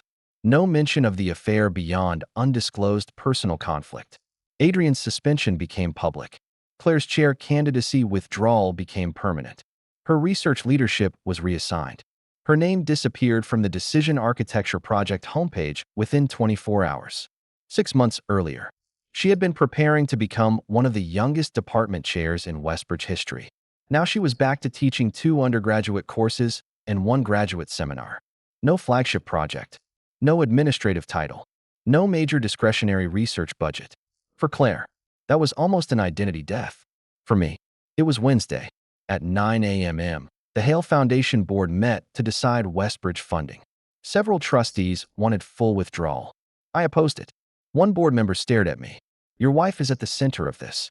Former wife soon. Even more reason. No. Why? Because 200 students and researchers didn't violate policy. Another trustee said. Westbridge failed supervision. Yes. So let them feel consequences. They will. How? I slid the revised funding structure across the table. Senior discretionary funds remain reduced. Leadership grants receive independent oversight.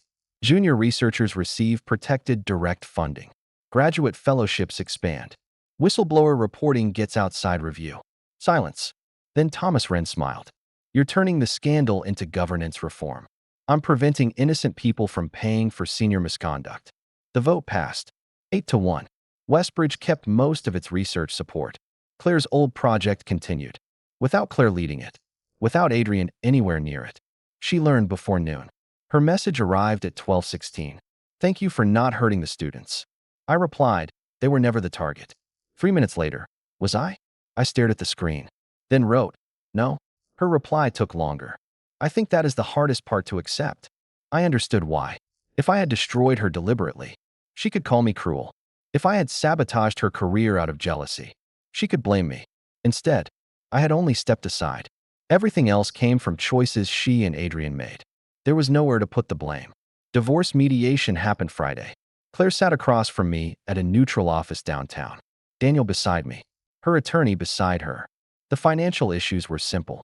Prenup. Separate foundation assets. Shared home. Shared investment account. Personal property. Claire expected a fight over the house. I gave it to her. Her attorney looked surprised. Claire looked hurt. You don't want any equity. No. Ethan. Daniel quietly said. We discussed this. Claire ignored him. That's hundreds of thousands. I know. Why? I don't want the house. Her voice dropped. Because of me. Yes. The attorney looked down at her papers. Professional courtesy. Claire nodded. Fine. Then she said, I don't want your foundation money. You weren't getting it. She almost smiled. I know. For the first time in weeks. The room became human.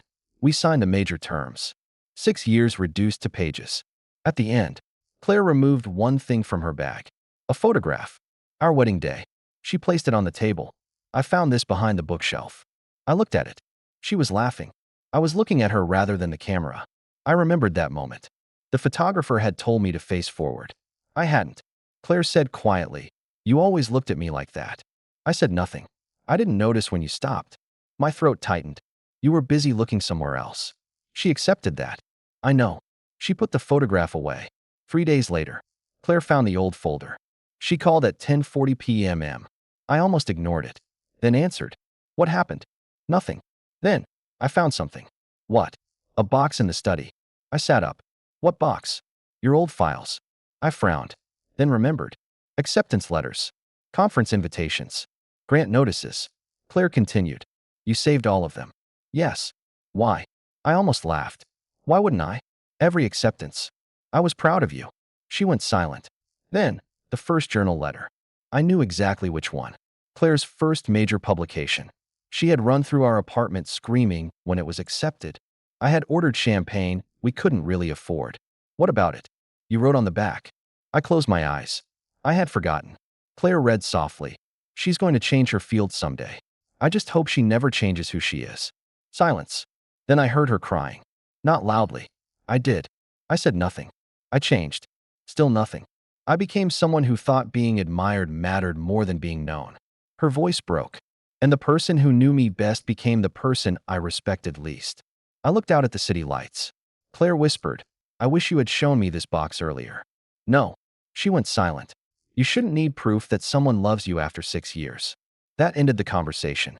Not angrily. Just truthfully. A month later, the university finalized Adrian's termination. Multiple findings.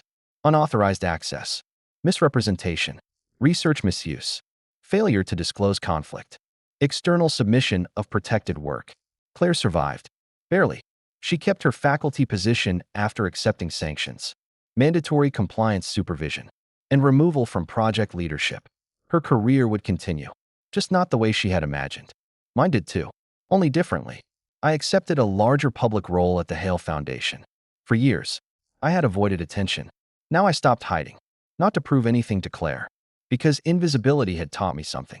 People often reveal their character when they believe you have no power. Claire had, Adrian had, and I had finally learned to believe them. The photograph that started everything remained archived in a legal folder. I never looked at it again. I didn't need to. The image had once seemed like proof that I had lost my wife. Months later, I understood something else. The real loss had happened long before Adrian took the picture. The photograph had simply given me permission to stop denying it. 9 months after Adrian Cole sent me the photograph, I stood backstage at the Hale Institute's first National Research Integrity Summit and realized I had forgotten the exact color of Claire's hotel sheets. That surprised me. For months, I had assumed the image would remain permanently burned into memory. Claire asleep, wedding ring on the table, Adrian's badge, the blue project folder. But time had done what revenge never could. It had reduced the photograph to evidence. Nothing more. 5 minutes. Lena stood beside the curtain with a tablet in one hand. I adjusted my cuff. How bad is the room? She smiled. Standing room only. That bad. 3 university presidents, 24 research directors, 6 foundation chairs, and enough academics to argue about methodology until sunrise. Sounds dangerous. You created this. I funded coffee. You created this. I looked through the curtain. The ballroom was enormous. 2 years earlier, I would have avoided a room like this. Not because I feared it, because I had spent most of my adult life being useful without being visible. That had seemed noble once. Now I understood that disappearing too completely invited other people to write your identity for you. Claire had called me comfortable. Adrian had called me irrelevant. Neither knew enough about me to make those judgments. I had helped them by remaining silent. That part was mine. Ethan. I looked at Lena. What? You're doing the thing. What thing?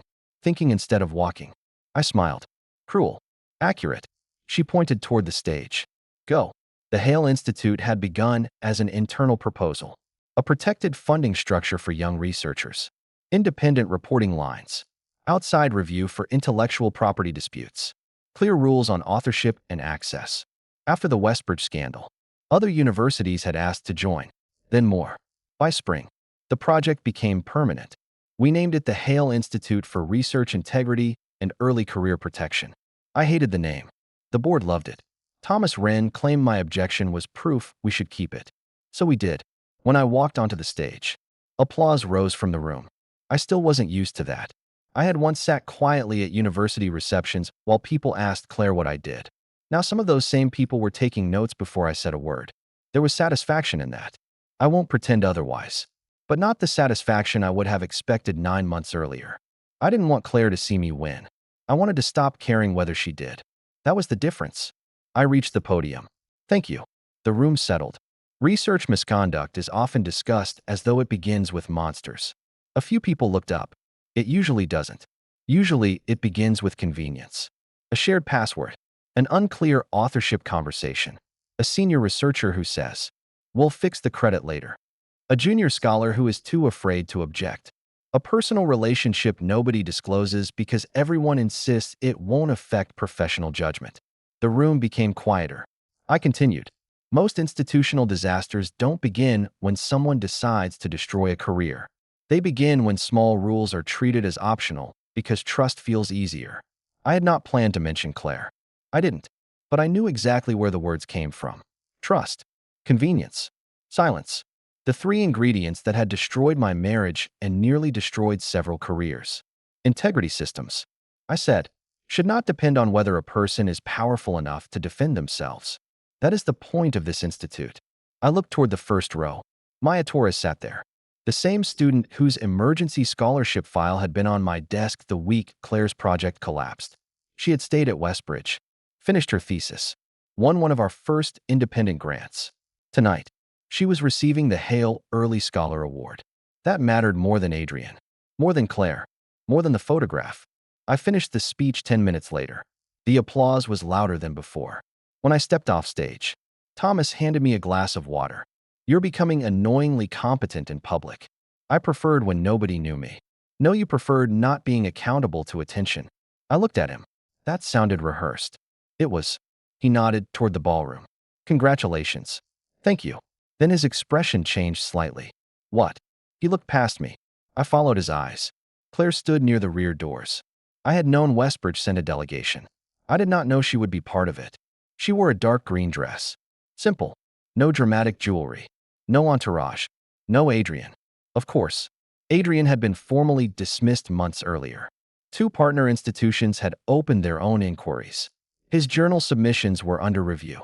One of his major articles had already received a formal correction after disputed contribution records surfaced.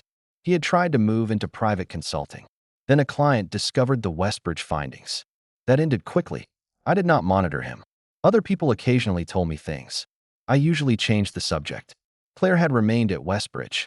She taught, published one smaller paper, supervised fewer students. No major title, no leadership role. Margaret told me once that Claire had become one of the most reliable faculty members in compliance training. I had laughed. Life had a strange sense of humor. Now she stood 30 feet away, watching me. For a second, neither of us moved. Then she smiled. Not the old public smile. No performance. Just small recognition. I nodded. She did the same. Then Maya's name was announced. I turned away. The award presentation lasted 15 minutes. Afterward, I spent nearly an hour speaking with faculty, donors, and students. By the time the ballroom began emptying, Claire was gone. I assumed that was intentional. Then Lena approached. She's waiting in the East Gallery. Who? Lena gave me a look. Don't insult both of us. I exhaled. Did she ask for me? Yes. What did you say? That you'd decide. I looked toward the hallway.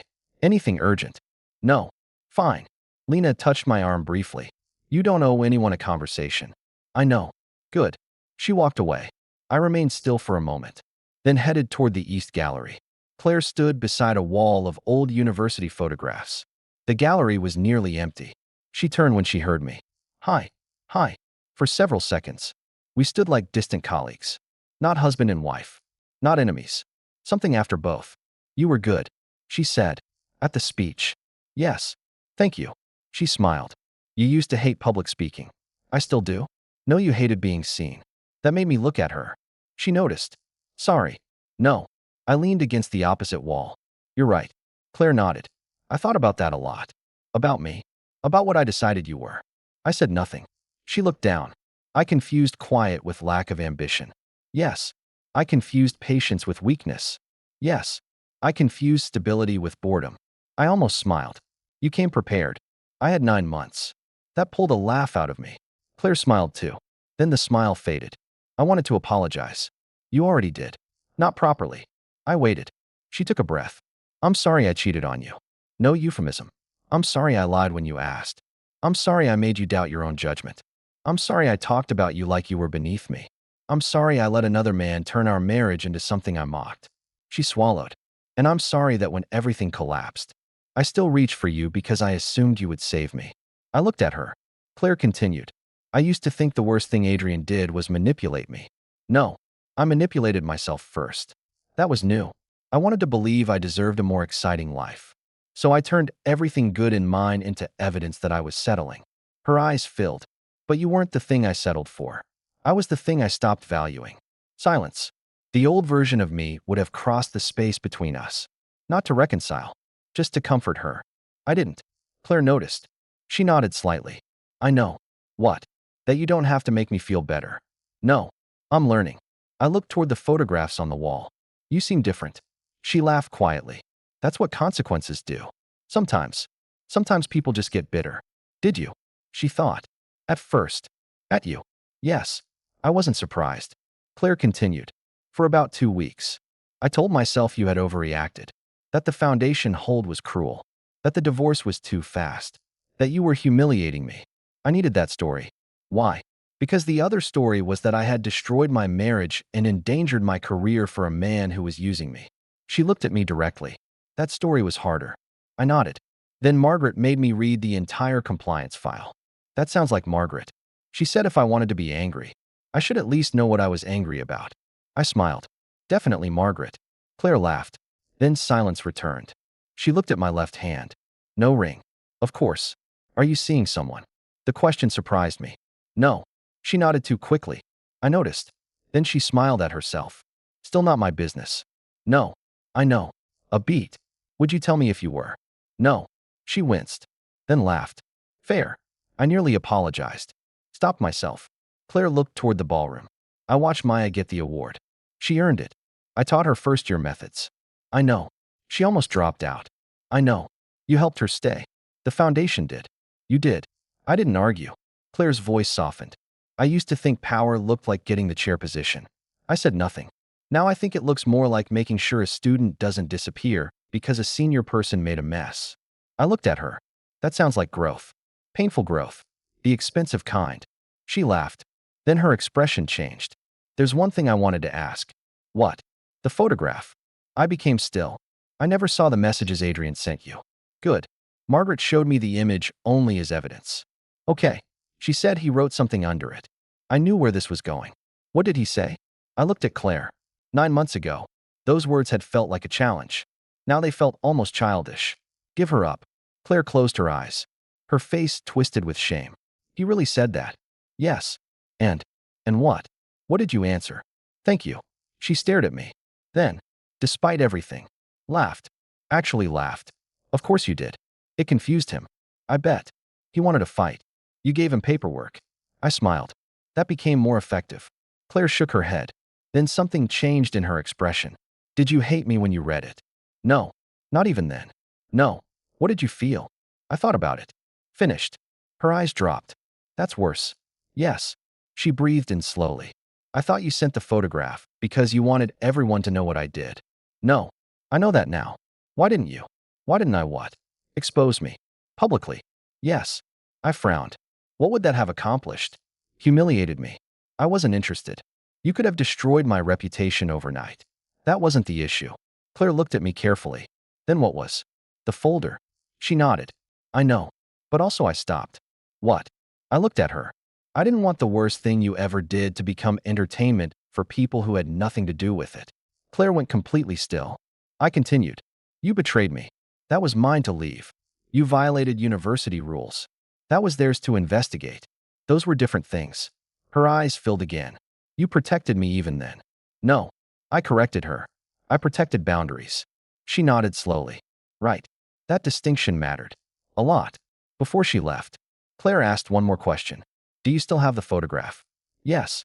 Why? Legal archive. Have you looked at it? Not in months. She nodded. Then, could you delete it someday? Once counsel says I can. Okay. A long pause. Then she smiled. I'm glad you're doing well. Thank you. I mean it. I know. That surprised her. Then she stepped closer. Not enough to touch. Just enough to make the old distance feel visible. I loved you badly.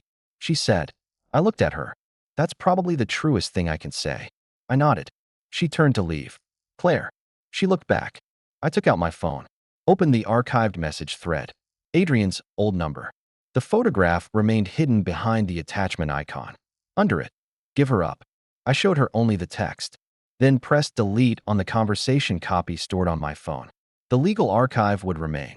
But I didn't need it in my pocket anymore. Claire watched. Why now? I looked at the empty screen. Because he was right about one thing. Her face tightened. What? I needed to give up. Me. No. I slipped the phone into my jacket. Trying to save someone who kept choosing to hurt me. Claire's eyes filled. I continued before she could speak. I gave up the marriage. The silence. The habit of pretending patience could fix disrespect. Then I smiled slightly. Best advice Adrian ever gave me. Claire laughed through tears. That's awful. It's true. She nodded. Then she left. I watched her walk down the gallery until she disappeared around the corner. For once, I didn't feel abandoned. I felt finished. And there was a difference. 1 year after the photograph, Westbridge University invited me back to campus. Not as Claire's husband. Not as a donor's anonymous representative. Not as the man standing quietly beside a celebrated professor. The invitation read, Ethan Hale, founding trustee. Hale Institute for Research Integrity. I stared at it for a long time before accepting. The event was an annual academic awards ceremony. Maya Torres was receiving Westbridge's Rising Scholar Medal. That was reason enough. Campus looked different without Claire beside me. Or maybe I did. The stone buildings were the same. The faculty club was the same. The administration tower where Adrian's hearing had taken place was still exactly as ugly as I remembered. But I no longer entered Westbridge through someone else's identity. People greeted me by name. Some awkwardly. Some warmly. A few professors who had once barely spoken to me now acted as though we had been colleagues for years. I noticed. I didn't punish them for it. People respond to visible status. That is human. Pretending otherwise would have been dishonest. But I remembered. That was useful. Maya found me before the ceremony. She wore a dark blue gown and looked terrified. Mr. Hale. Ethan. I don't think I can call you Ethan. You've had a year. Still weird. I smiled. You nervous? Very. Good. She frowned. Good. Means you care. That sounds like something old people say. I'm 37. Exactly. I stared at her. She laughed. Then her expression softened. I never thank you properly. 4. The emergency funding. The foundation funded you. You approved it. I approved hundreds. But mine mattered to me. That stopped me. She continued. I was going to leave. I know. My mother had lost work. I know. I thought nobody at the university noticed. Somebody did. You. Your advisor. She told you. She submitted the request. Maya smiled. Still. She held out her hand. Thank you. I shook it. You stayed because you were good enough to stay. Money just removed the stupid obstacle. Her eyes brightened. That should be in your speech. No. Why? Because then Thomas will quote it forever. She laughed. A staff member called her name. Maya hurried away. I watched her go. Then a familiar voice behind me said, You're good with students. I turned. Claire. She looked healthier. That was the first thing I noticed. Not happier exactly. Balanced. She wore a black academic gown over a simple white dress. A faculty ribbon hung around her shoulders. Hi. Hi. You're presenting Maya's medal. So they tell me. I nominated her. I smiled. I know. Claire looked surprised. Margaret told me. Of course she did. We stood quietly for a moment. Our divorce had been finalized 7 months earlier. No courtroom. No public fight. No financial war. The house became hers. I kept the apartment. Then bought another place 6 months later. Claire sold our old house. I heard through Daniel. She moved into a smaller townhouse near campus. That seemed appropriate somehow. Not punishment. Reset. How's teaching? I asked. Good. You mean that? Yes. She smiled. I forgot I liked it. You always did. I liked being admired more. There was no bitterness in the admission. Just accuracy. I'm running the undergraduate method sequence now. That sounds dangerous. Terrifying. And research. Small project. Mine. No giant consortium. No $18 million renewal. She smiled. I can sleep at night. I almost said something about hotel beds. Didn't. Growth. Claire noticed the almost joke anyway. Her eyes narrowed. You were about to say something terrible. Probably. I appreciate the restraint. We both laughed. That was new. We could stand beside the wreckage without pretending it hadn't happened. The ceremony began at 7. I sat on stage beside Margaret. She had announced her retirement 2 months earlier. Still terrifying. Still sharp. She leaned toward me while the dean spoke. Claire looks better. I glanced at her. She does. You two speaking. Occasionally. Good. Why? Because adults should eventually be able to occupy the same room without destroying institutional funding. I stared. Margaret smiled faintly. Too soon. A year too late. She looked pleased. Maya's award came near the end. When her name was announced, the room stood. She walked to the stage crying before she even reached me. Don't. I whispered. I can't help it.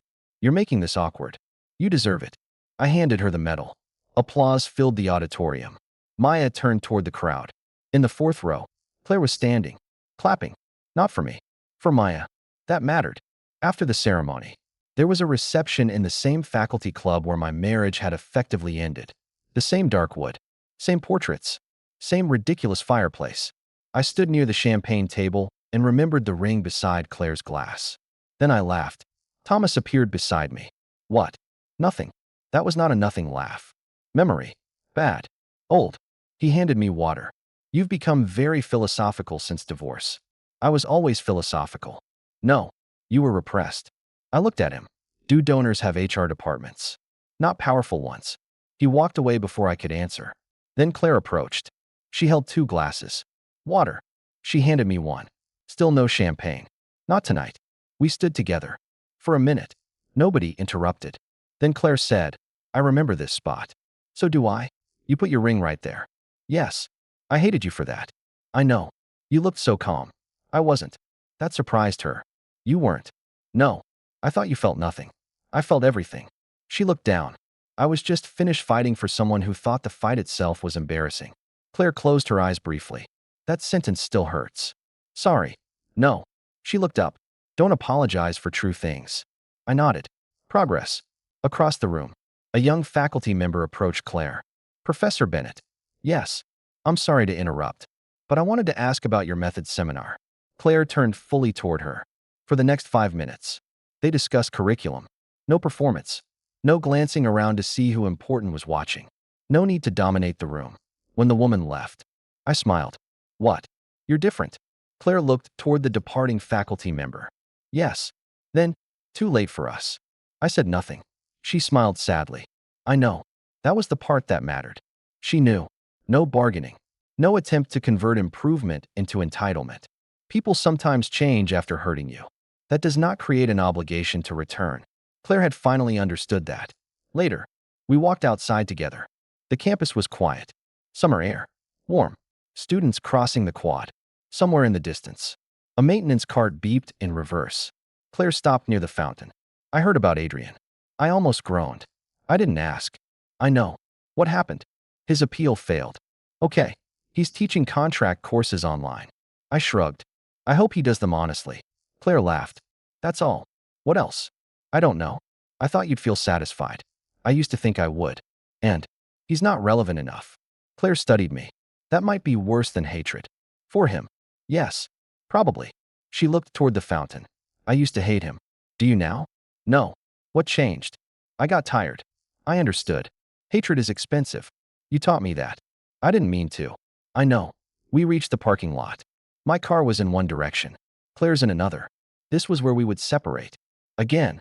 Only now it felt natural. She turned toward me. One last question. You said that last year. I lied. Consistent. She laughed, then became serious. Are you happy? I looked across campus. At the lit windows. At the building where Claire still taught. At the institute banner hanging near the auditorium. At students crossing the lawn. At a life that had become mine instead of something supporting someone else's. Yes. I didn't hesitate. Claire nodded. Good. Are you? She thought longer. Not all the time. Reasonable. But I respect myself more than I did when everyone admired me. That surprised me. That sounds like something old people say. I'm 35. Exactly. She stared, then laughed. Fair. Claire stepped closer. For 1 second, I wondered if she would hug me. She didn't. Instead, she held out her hand. Formal. Almost ridiculous. I looked at it, then shook it. Goodbye. Ethan. Goodbye. Claire. She walked away, halfway to her car. She turned. I was wrong about one thing. What? You weren't behind my success. I raised an eyebrow. She continued. You were beside it. That's different. I said nothing, and I treated beside me like beneath me. The words hung between us. Then she smiled. Take care. You too. She left. I sat in my car, but didn't start the engine immediately. My phone lit up. An automated archive notice from Daniel's office. The legal retention period for several divorce files had ended.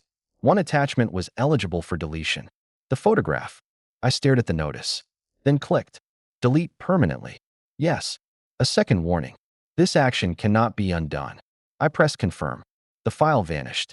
No ceremony. No dramatic feeling. Just gone. For 1 year. Adrian's photograph had existed as the opening image of the worst chapter of my life. Now it was data being removed from storage. That seemed appropriate. I put the phone down. Then I remembered his message. Give her up. At the time, I thought he meant Claire. He was wrong. Claire was never his to take.